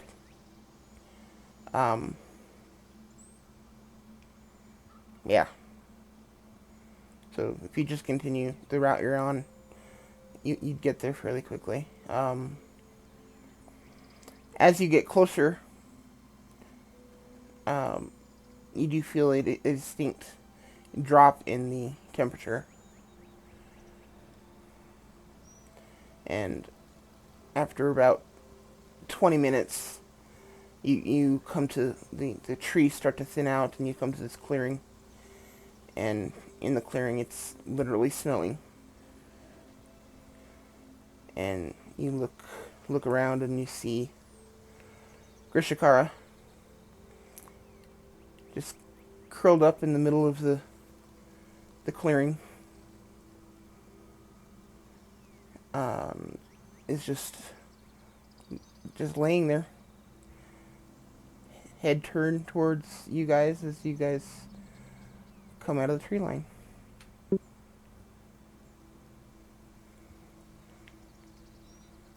Should say massive head turned towards you guys as you come out of the tree line. Because Grishkar is massive. Oro will have a huge grin on his face.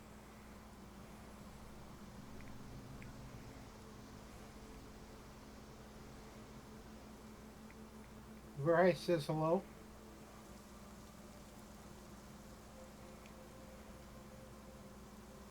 And just because of things on my hip and it make me think about it, I asked the dragon if he knows any, or I asked if she knows any way to separate the mace from me.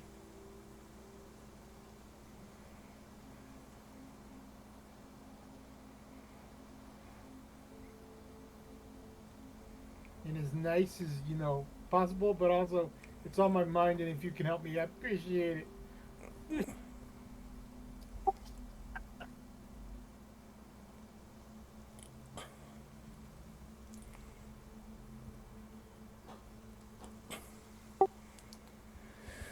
You must find a way to break the curse.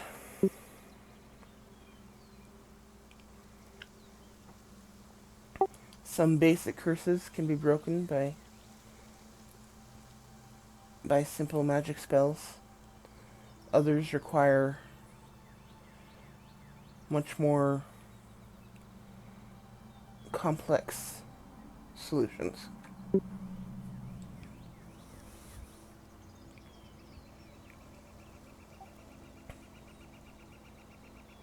He asked. He asked if she knew of the simple magic.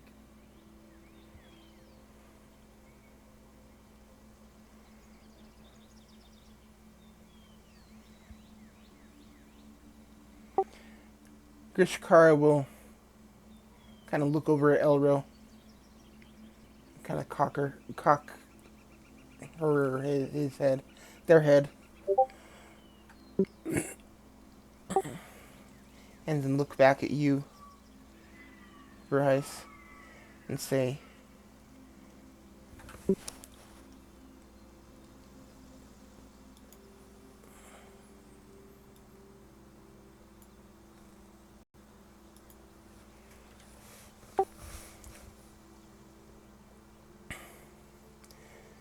um, they'll say,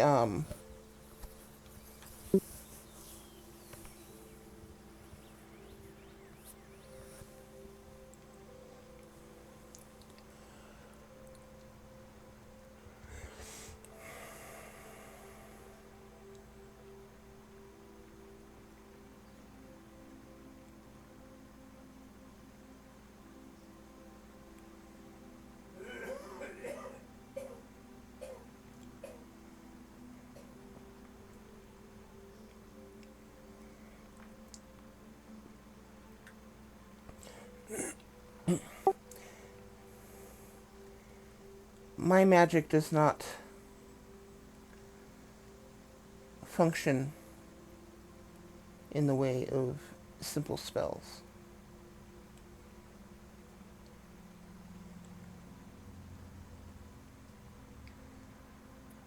I It, thank you and it, apologize for for for for my abrupt questions.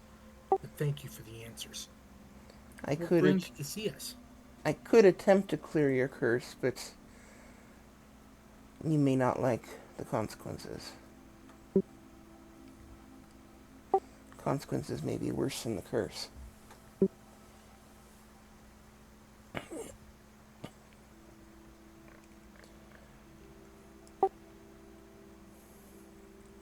Um, Richcar kind of turns their head at your question.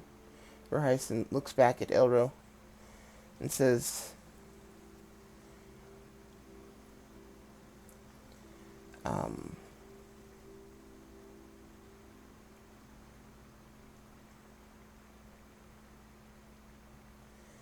I came to um, thank you for disposing of those undead.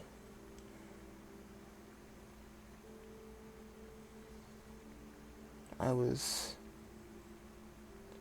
reluctant to go, or reluctant to deal with them myself. I despise undead. Elro will nod and look back at the stupid metal chicken and say, "A small one fall saved me. Take to Shira, but got all dead for you."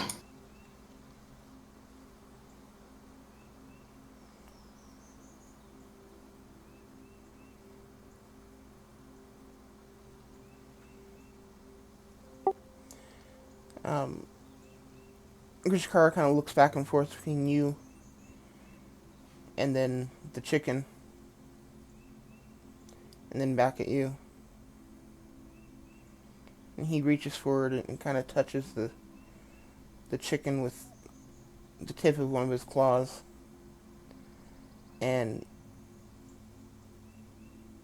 you can see is that the metal actually starts to expand as it grows cold.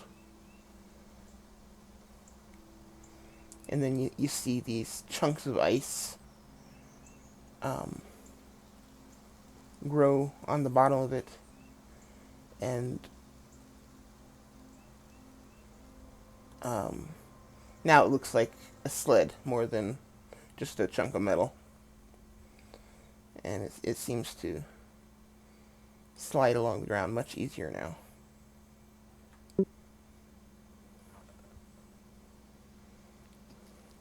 Elro will look up at the huge head and go, "Danku."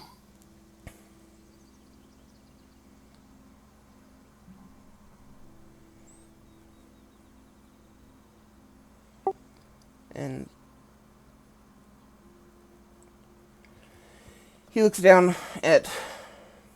He just kind of bows or sorry, they just kind of bow their head at you, Elro, and looks at the others and reaches forward with one massive hand, and between two of his claw tips, there's a pouch.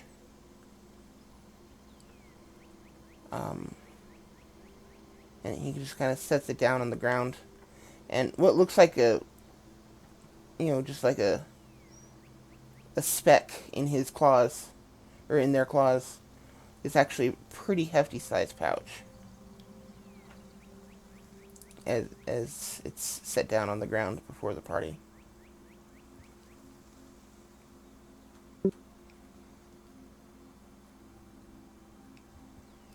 Elro will say, "What got?"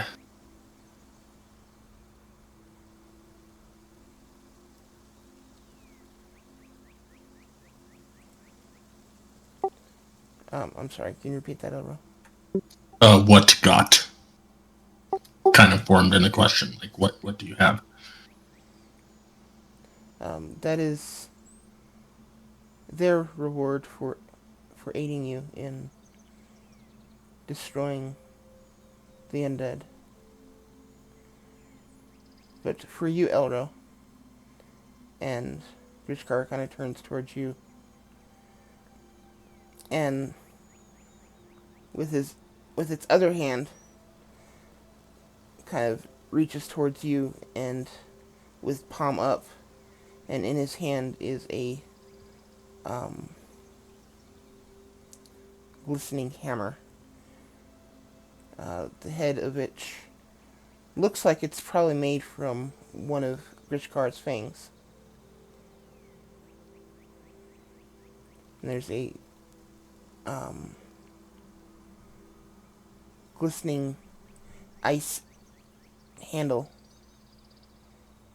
coming from it, standing about 3 feet down. Now let's see here.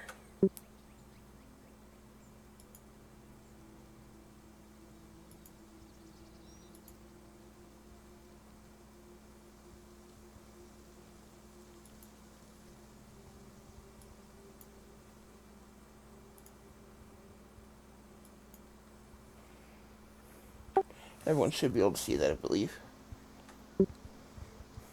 Nice.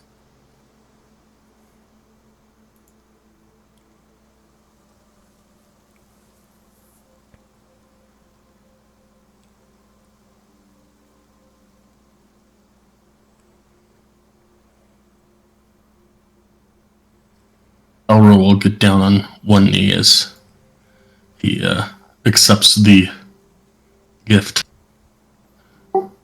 and kind of do a head bow towards the dragon.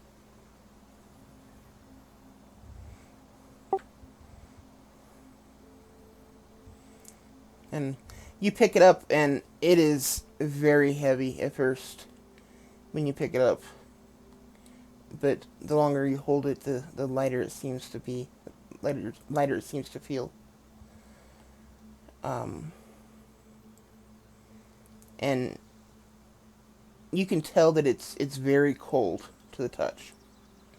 But for some reason, it doesn't seem to be bothering you any. There's a little bit more to the description that I have not added. I will add that later because I forgot to add it before now.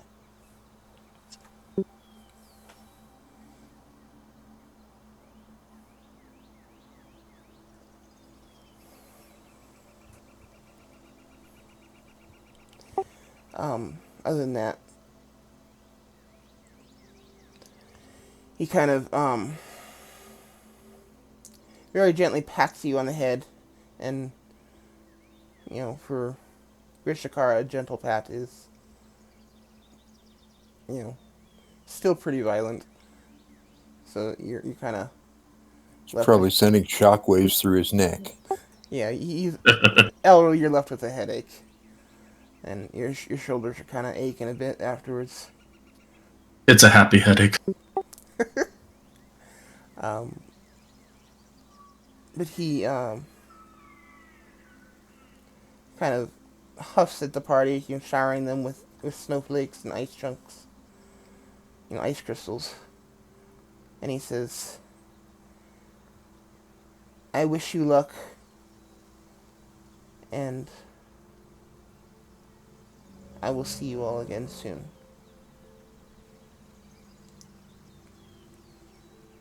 Before Thank you.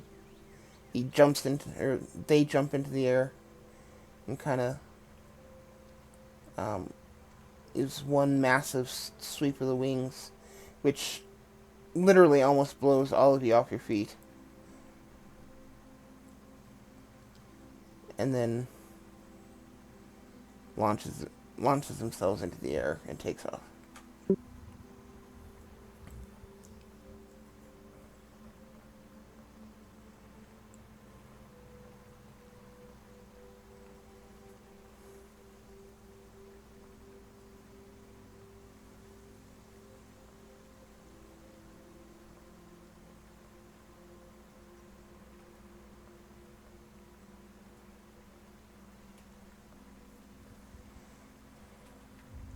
And as they leave, snow stops falling, but there's probably about an inch of snow on the ground at this point.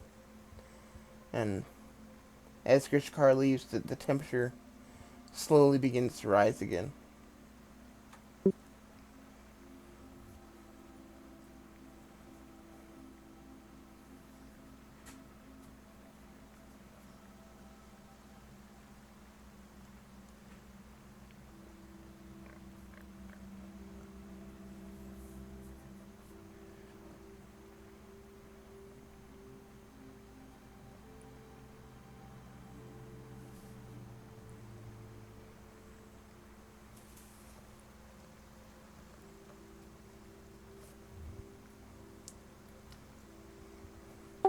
So you guys are standing in a clearing full of snow.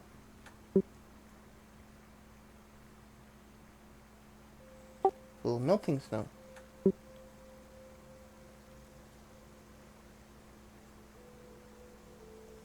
What was the contents of that pouch?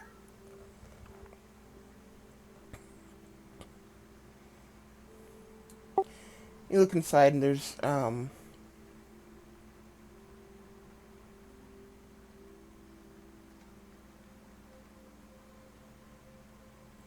see, one platinum is 10 gold, right? Yes.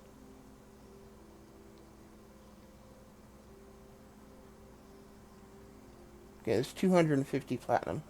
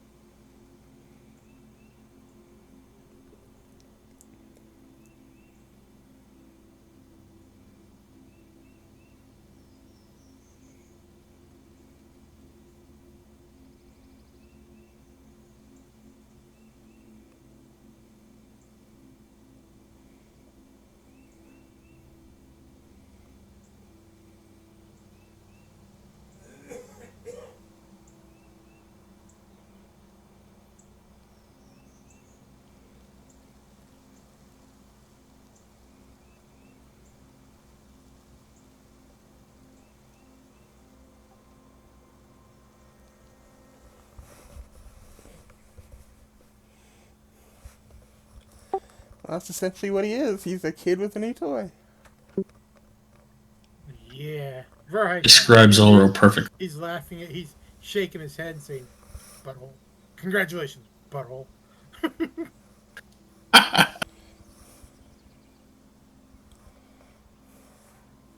So is that what you really think of all of us?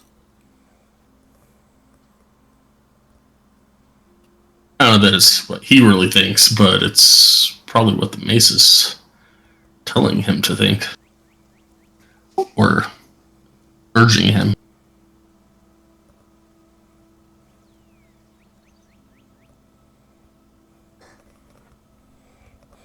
Verheist, give me a Christmas saving throw.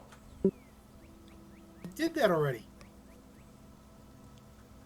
But I'll do it again if you want me to. Charisma saving throw.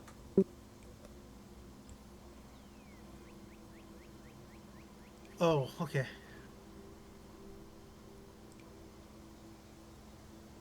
Wow, I got lucky. Okay, as you're watching Elro swing this new hammer around, you just have this very faint impulse to jump in there and start a fight with him. You manage to suppress it, but there's just that impulse to jump in there and, go at it with Elro.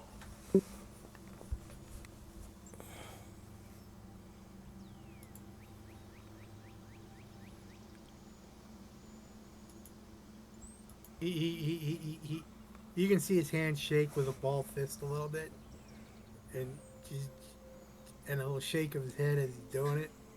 He tries to turn around and walk away, just to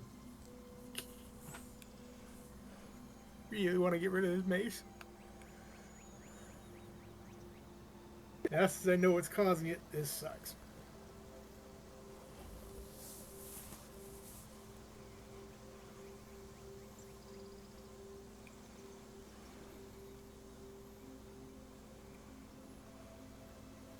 Fun is all hell, but still. And for the record, you do still have that 1 point of exhaustion, right? Yes, I do. I Okay. haven't fought anything, so I didn't gain any, but I haven't lost anything. Correct.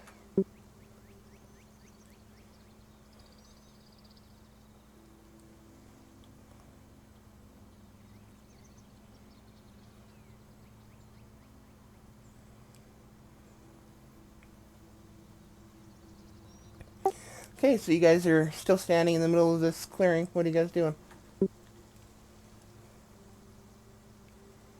We need to keep heading toward Edgewater. Yeah.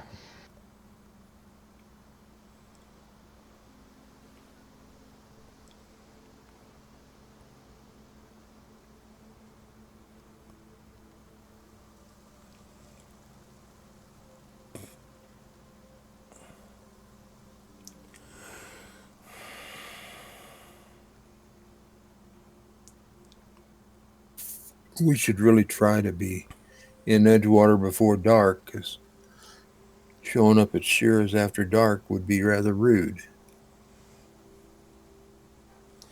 That won't actually be a problem. It took you about 3 hours walk before Grishkar showed up, and we'll say that took you guys about an hour to visit with Grishkar. And then it's about another 3 hours or so. So you guys would be showing up at Edgewater just a little after lunch. Probably 1-ish in the afternoon. Okay, but that's provided that Elro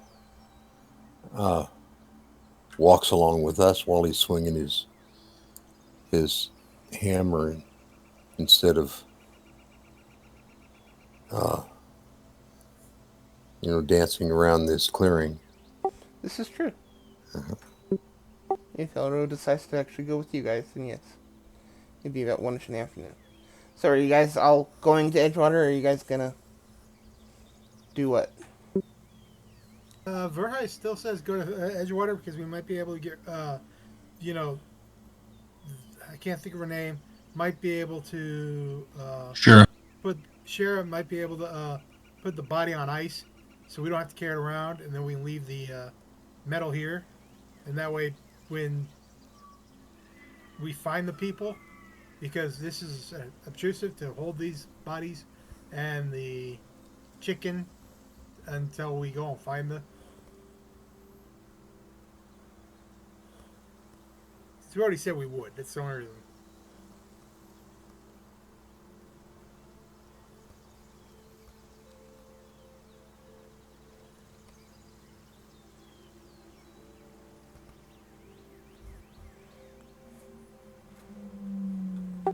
Okay, so Verheist and Eagle.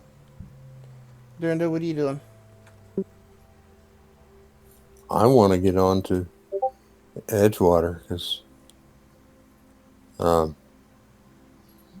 I need to. Well, I want to visit with Shara, but I also uh, need her help with some things.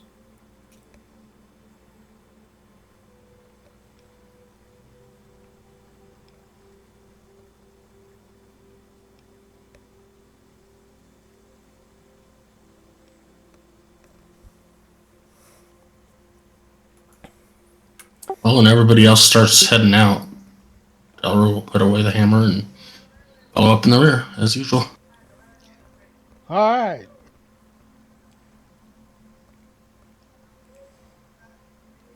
Okay, and now as you try to pull that chicken along, it slides along much easier and there's less effort required to pull it with you. That'll be fine until the ice thaws. Except that it's winter and an ice dragon, did something to it, so it's probably going to stay pretty good.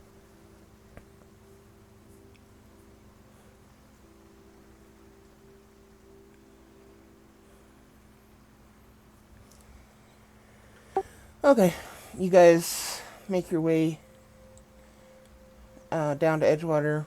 Again, you get there just a little after lunch, about 1ish in the afternoon.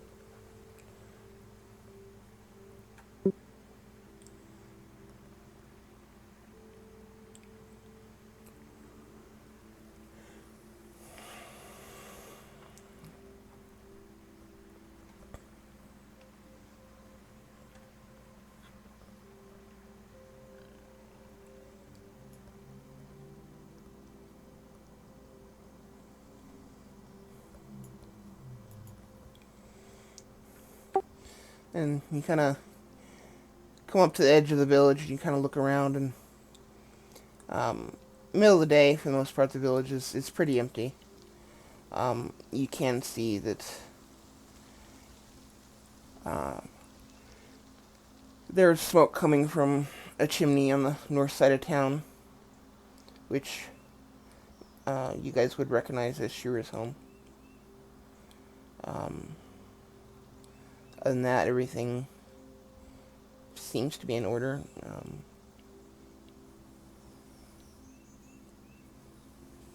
The few people you do see are going about their business as normal, as far as you know.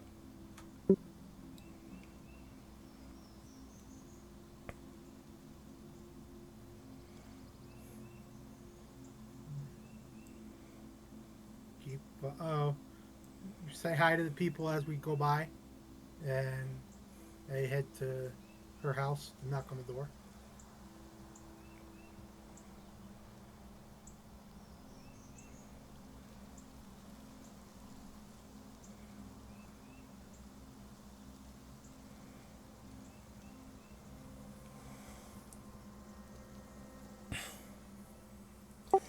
Um, shortly after a shortly after you knock on the door, Shira answers. She kind of looks up at you, looks around at the party, and says, she kind of sighs for a moment, says, "Well, come on in. You guys are welcome to come in and just finishing up some lunch if you'd like some." She kind of glances back around over her shoulder, says, "Boy, it's getting busy in here." And as you guys enter the building, you see that sitting at the table is a large orc, or half orc rather, in plate armor, and a very colorful looking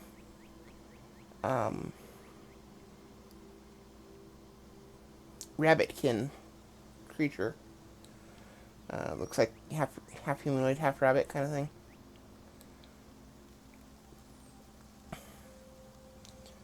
And yeah, they're sitting at the table and looking up at the door, finishing up some lunch.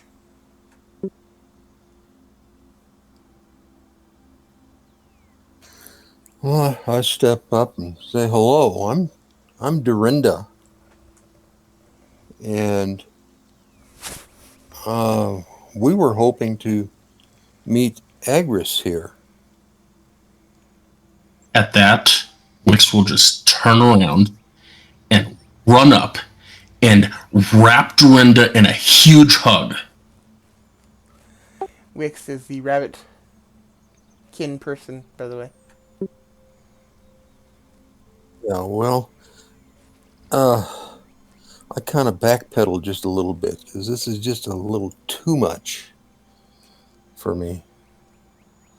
That I finally let him hug me and then push him away. Her, yes. That enough's enough of somebody I don't even know. And then she will follow suit and hug all the other people that just entered.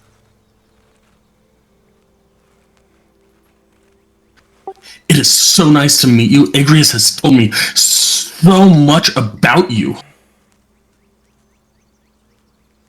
How do Eagle and Verheis respond to the hugs?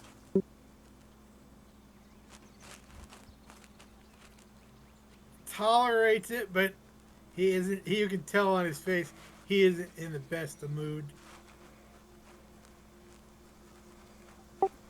Yeah. He needed the hug anyways, but still. I'm not a hugging type person. So. How did Elro respond? I gotta hear this. Elro will probably be like, Elro will kind of give like a toothy grin and kind of like a pat on her back, just kind of like, what's wrong with you? Okay. Like, Elro's nice, and friendly, but this is over the top.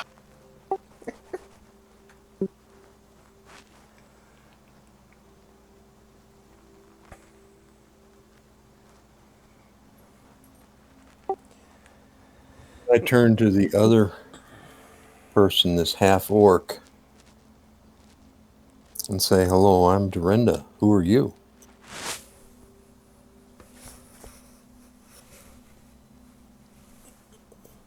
And the half orc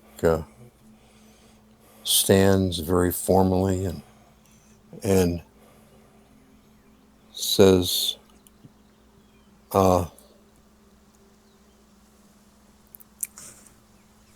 gee, I'm drawing a blank. What's his name? Dagon. Oh, yes, I'm Dagon. I was hired to be Agris's bodyguard on her trip to her home.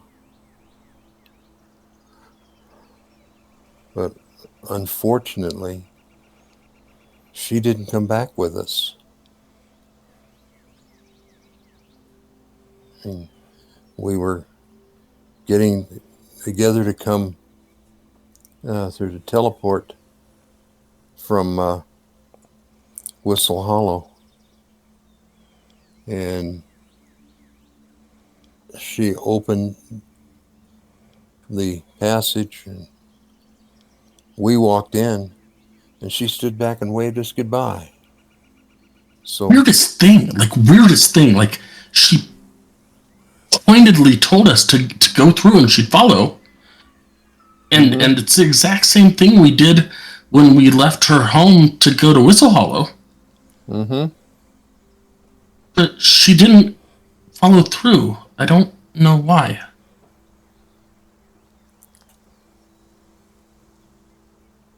Yeah.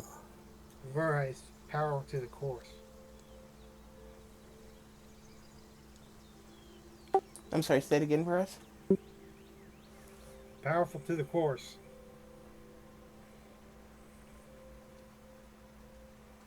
Same skin, different day. I think that's par for the course. Thank you.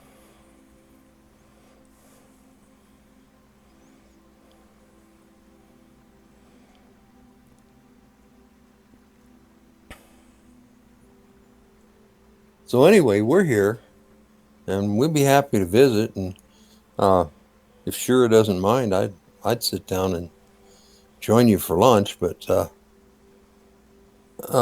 we can talk. But it's pretty hard to meet Agris and carry on if she's not here.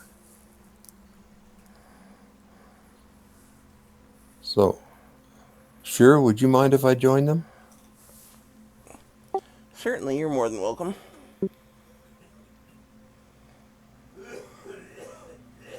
And she puts out another several bowls and starts putting together some more sandwiches for everyone.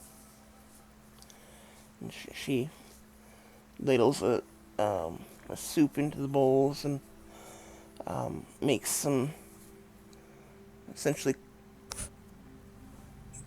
cold cut sandwiches for everyone. So you have soup and sandwiches for lunch.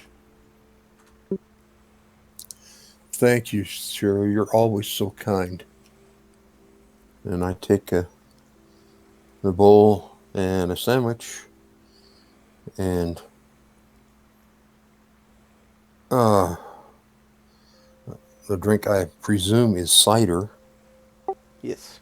and I sit there next to Dagon and start to chow down. Tell me, what's your life like? What do you do?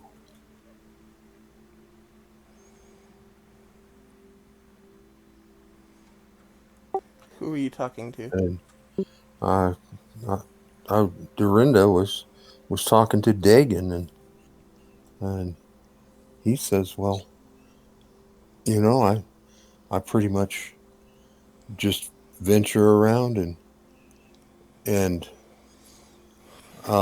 sell my sword and my expertise with fighting to protect people. And that's what I've done most of my life. So I guess I'm mercenary. I'm also a cleric.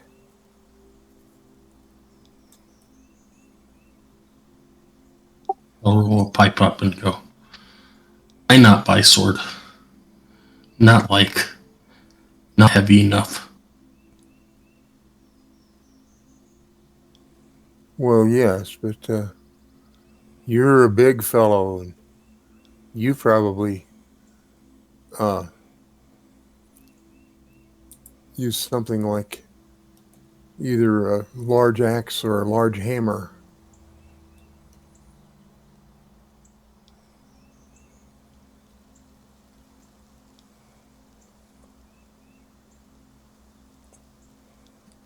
Thor will show his new hammer. He'll get his out and temperature will drop a little bit and he'll be like, new hammer. Very happy. Very, I don't know. Not good with ours. Very happy.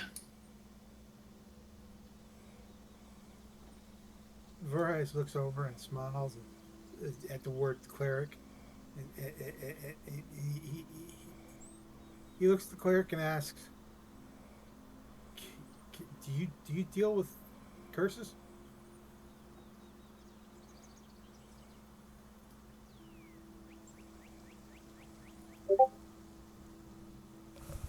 I probably could, but I haven't so far. You can see the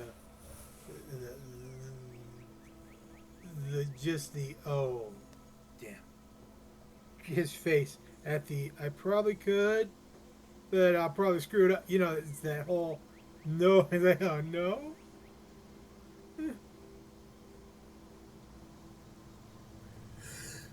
Well,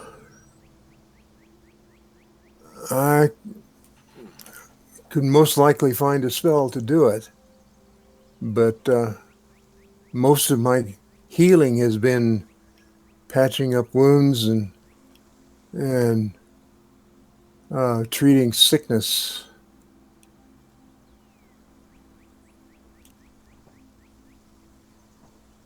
Uh, I think if you talk to Shira, she may be the better one to help with that.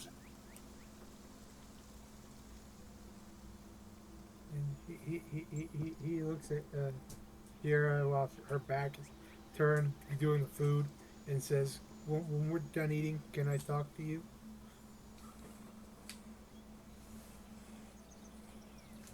She just kind of waves the knife over her shoulder, says, "Sure, that's not a problem," and then goes back to making food.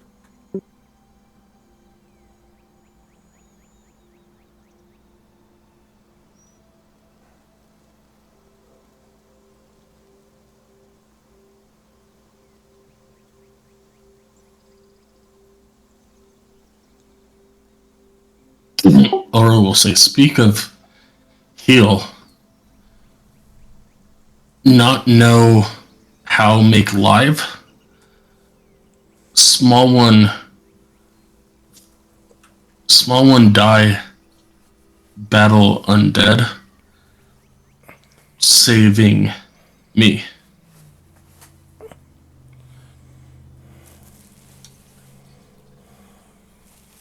Cast spell make not rot. Not sure. Make live. Not make live. Not sure. Sure no. Diggin' no.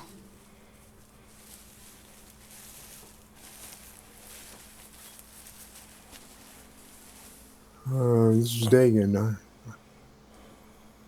I don't know. I'm sure there's uh, something like Raise the Dead, but I've never worked with it. I do have a spell listed that says Raise the Dead.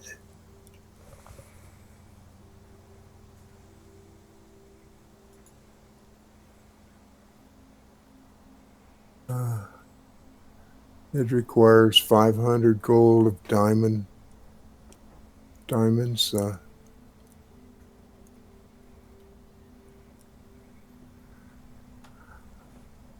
Provided it's been no longer than 10 days since the person died.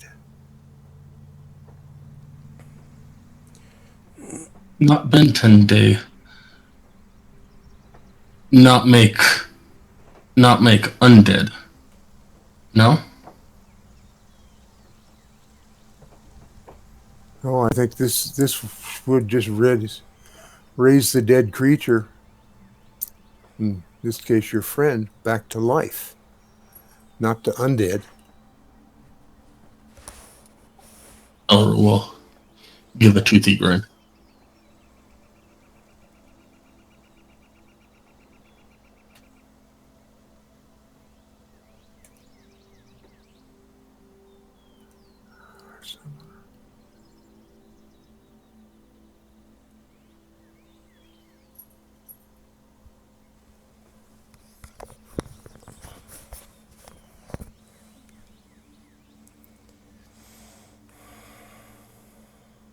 Shira kind of turns around and looks at the two different groups in her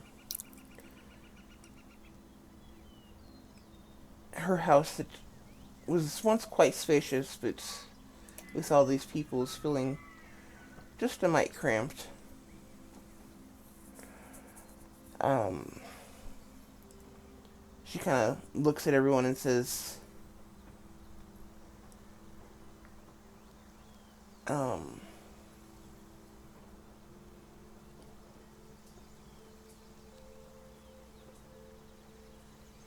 if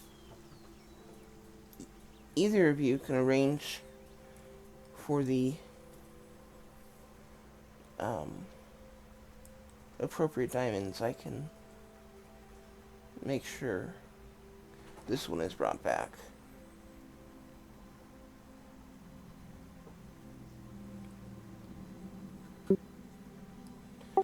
Is there a reason you brought him here instead of bringing him home?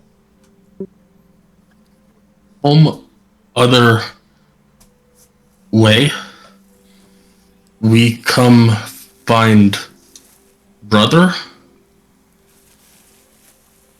other side mountain. Not we on way here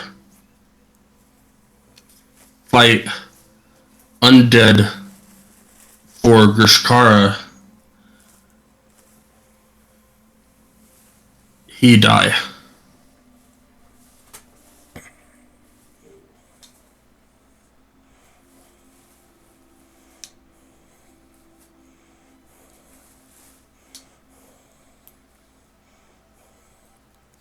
Okay.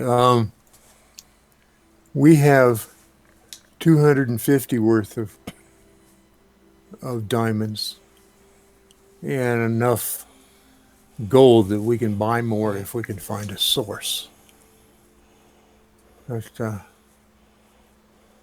That's all the diamonds we have.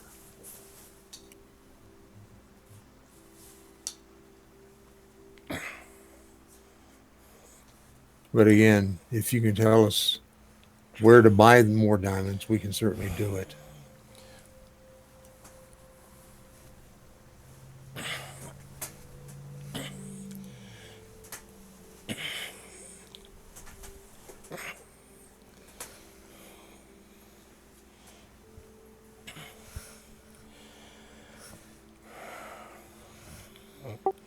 Unfortunately, diamonds are not something you can usually just pick up or purchase anywhere. They're expensive and rare for a reason.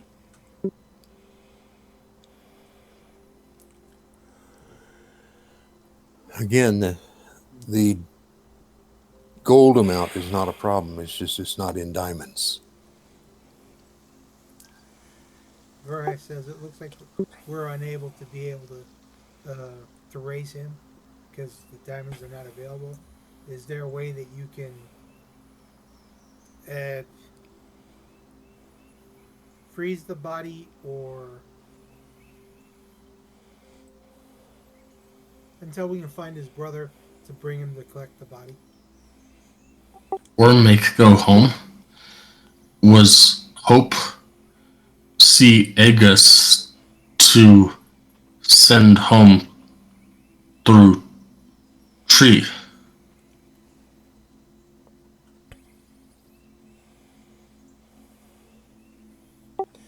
Now she kind of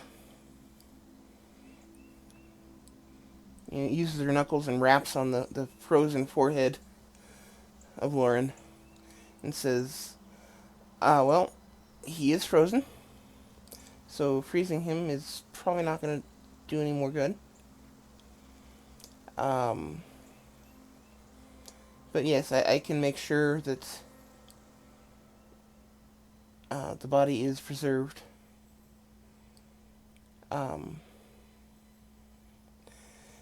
Sending him home is probably not feasible because I'm going to need to cast spells on the body to keep it preserved.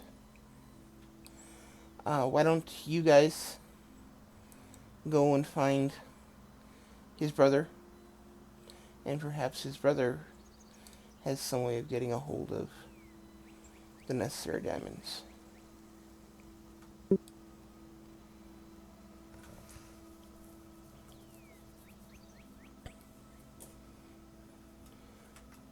Or Elro will shrug and smile. or perhaps you guys can find the necessary diamonds along the way. Ro will say, think small one have diamond in stupid metal chicken? You kind of look over towards Verheis.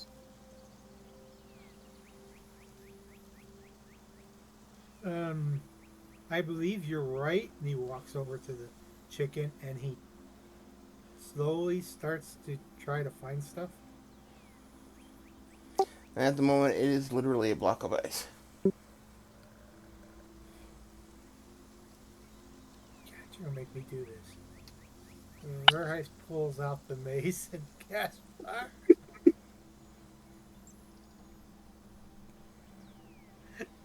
to melt it. Actually, he looks at Elroy before he does that. Is there a way that you can remove the ice on the chicken?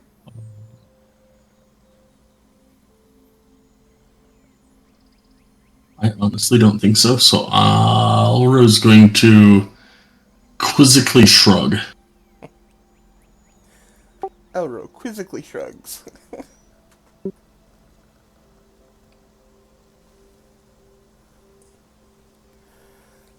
Sorry, I'm just imagining that in like a video game or something. Well, Shira, it would seem that we've brought more problems than help for you. I'm sorry to have caused you this extra misery.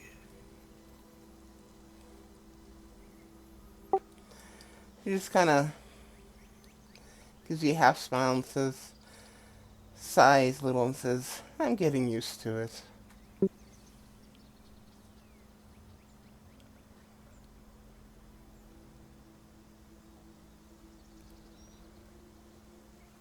Then I start melting the freaking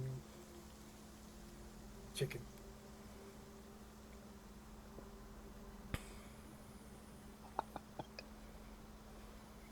Don't have to laugh so hard, Jeff. I actually wasn't laughing. Oh, I thought that would. And no, it wasn't him. It was your dad, dude. Thanks, Dad. We appreciate that. Okay. What? So what did you do in D&D last night? I was melting. I was thawing a chicken.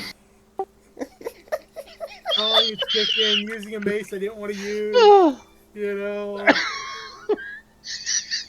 getting more and more cursed every time I look around. Yeah, we're just like, yep, a warlock coming in quick. I have a question. Can she identify my rod?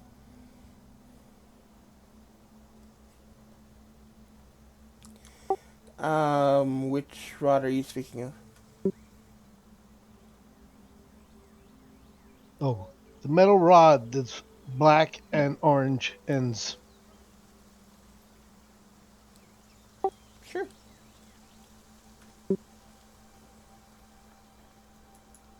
I walk up to her and ask her if she can identify it and hand it to her.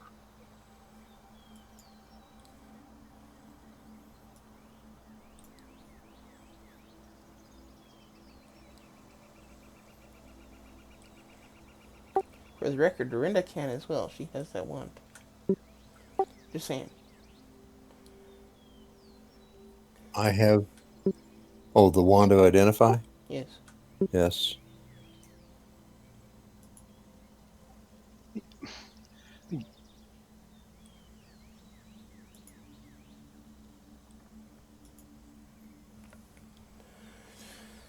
Cher kind of looks at the rod for a moment, and her eyes go white, and she kind of mumbles this list of or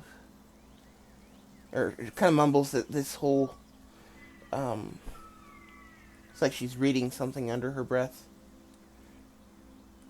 and she hands it back to you and explains. that it is an immovable rod of warming.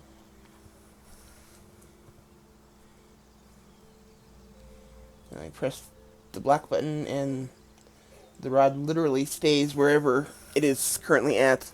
You put it in the middle of the air, push the black button, and it is stuck in the middle of the air. It does not move. Period. You press the orange button, and it begins to warm the area that you're currently in. Verheis walks over, picks it up, and puts it on the stupid chicken and pushes the button. I got to push the button. Incidentally, the ice is melting with your mace, but it's not melting nearly as fast as you think it should be. That's why I grabbed the extra heat. And the extra heat is also melting ice nicely, just not nearly as fast as you think it should be melting. A powerful dragon.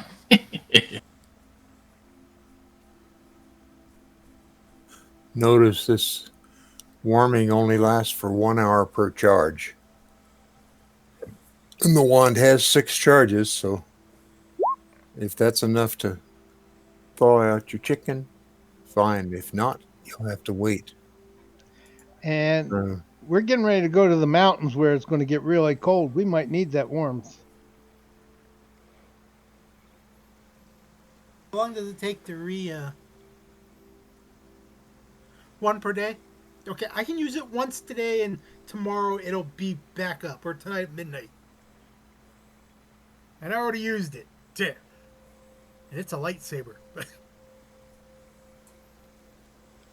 not a lightsaber.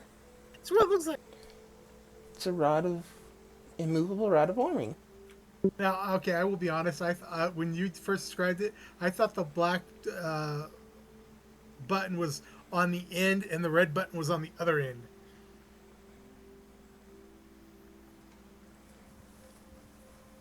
Well, that's just... No, I think it's cool, but my mind is like, now I get to see exactly what it is. Yeah. Cool. Well, it goes to show you that just hearing about something doesn't give you necessarily a good picture of what it is.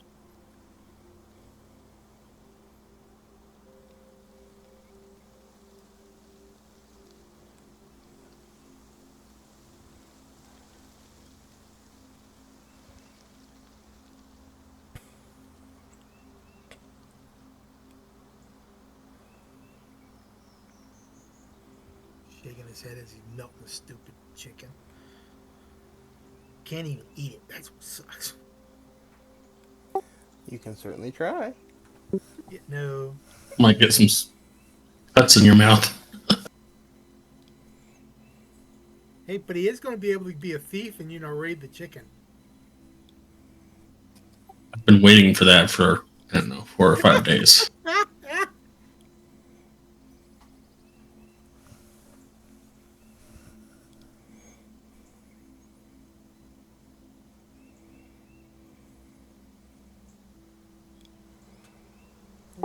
Don't forget that you are planning to resurrect Lauren. Well, we were going to, but we don't have the diamonds, and so what we decided on was that she'd hold the body. We need to thaw this block of ice specifically because we need the radio to find out where this guy is.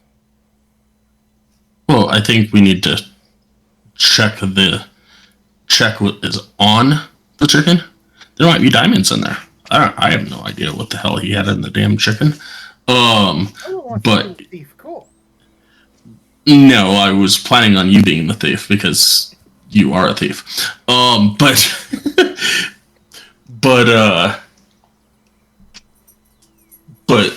in the fact that you typically do that, that's why he looked at you, thinking, well, maybe he's got diamonds in there that will help, and if not, then maybe he'll have other stuff that'll help. Who knows?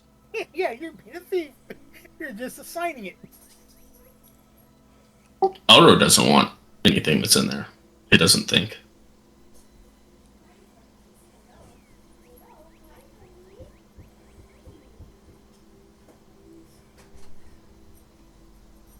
Verheis has a little bit of smile because he got to push the button. Button that nobody would push for weeks on end.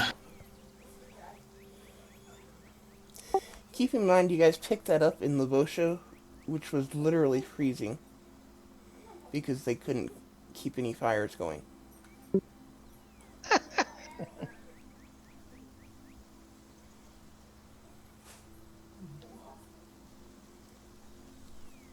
Nobody would allow me to push the button. And then we didn't have time to push the button. You kept saying you were going to, but you never did. No, that's because everybody kept saying, no, we got no time. And they would hide it from me. I didn't have it in my possession. If I did, I would push the button. Yeah, and knowing our luck, right, it would probably turn into an atomic bomb. This was a lot better. It makes good sense to identify things before you try to use them when you know they're magic. Or you could end up with a certain mace on your person attuned to you because you didn't identify the magic first. We did identify it. We just couldn't identify it fully. Well, but that's part of the problem. That's what identify spells are for. Curses don't always show up when we identify spells. We actually did use the identify spell on this mace before. We did. But again, curses don't always show up with identify.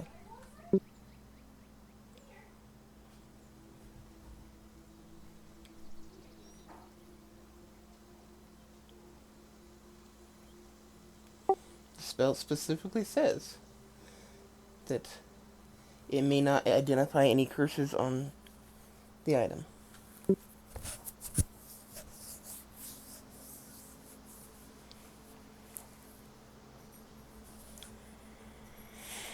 good. Don't worry. I'm playing it just like it is. I'm having fun.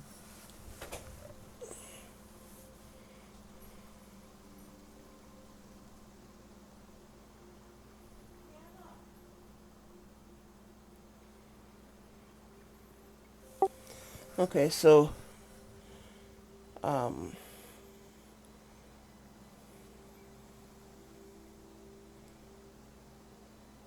Sheer has told the party that they should go on and rescue the brother and basically let the brother decide how to go on from here.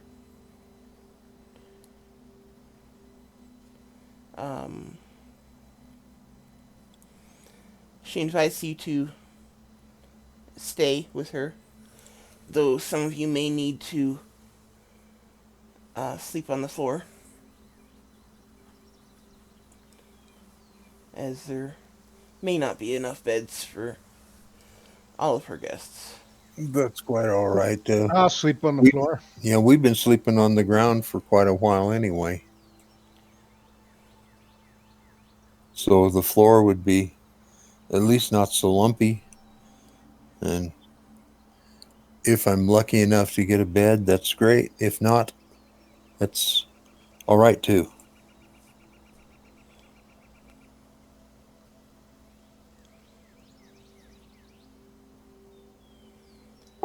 Okay.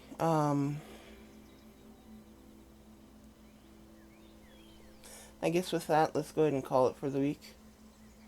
I know it's a little bit short per session, but Hey, no, we get to play. We're good. And next time, I'll be able to ask her, can you get rid of this curse? And she can say, yeah, no.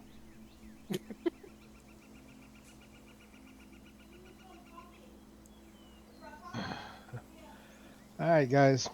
Okay. We'll see some of you on Sunday. Yeah. we are playing Frostband this week, right? Yep. Yeah. Okay. Oh, and Elro, to answer your question, all that is to him about her, or about the God that he prays to. Both sides. Gotcha.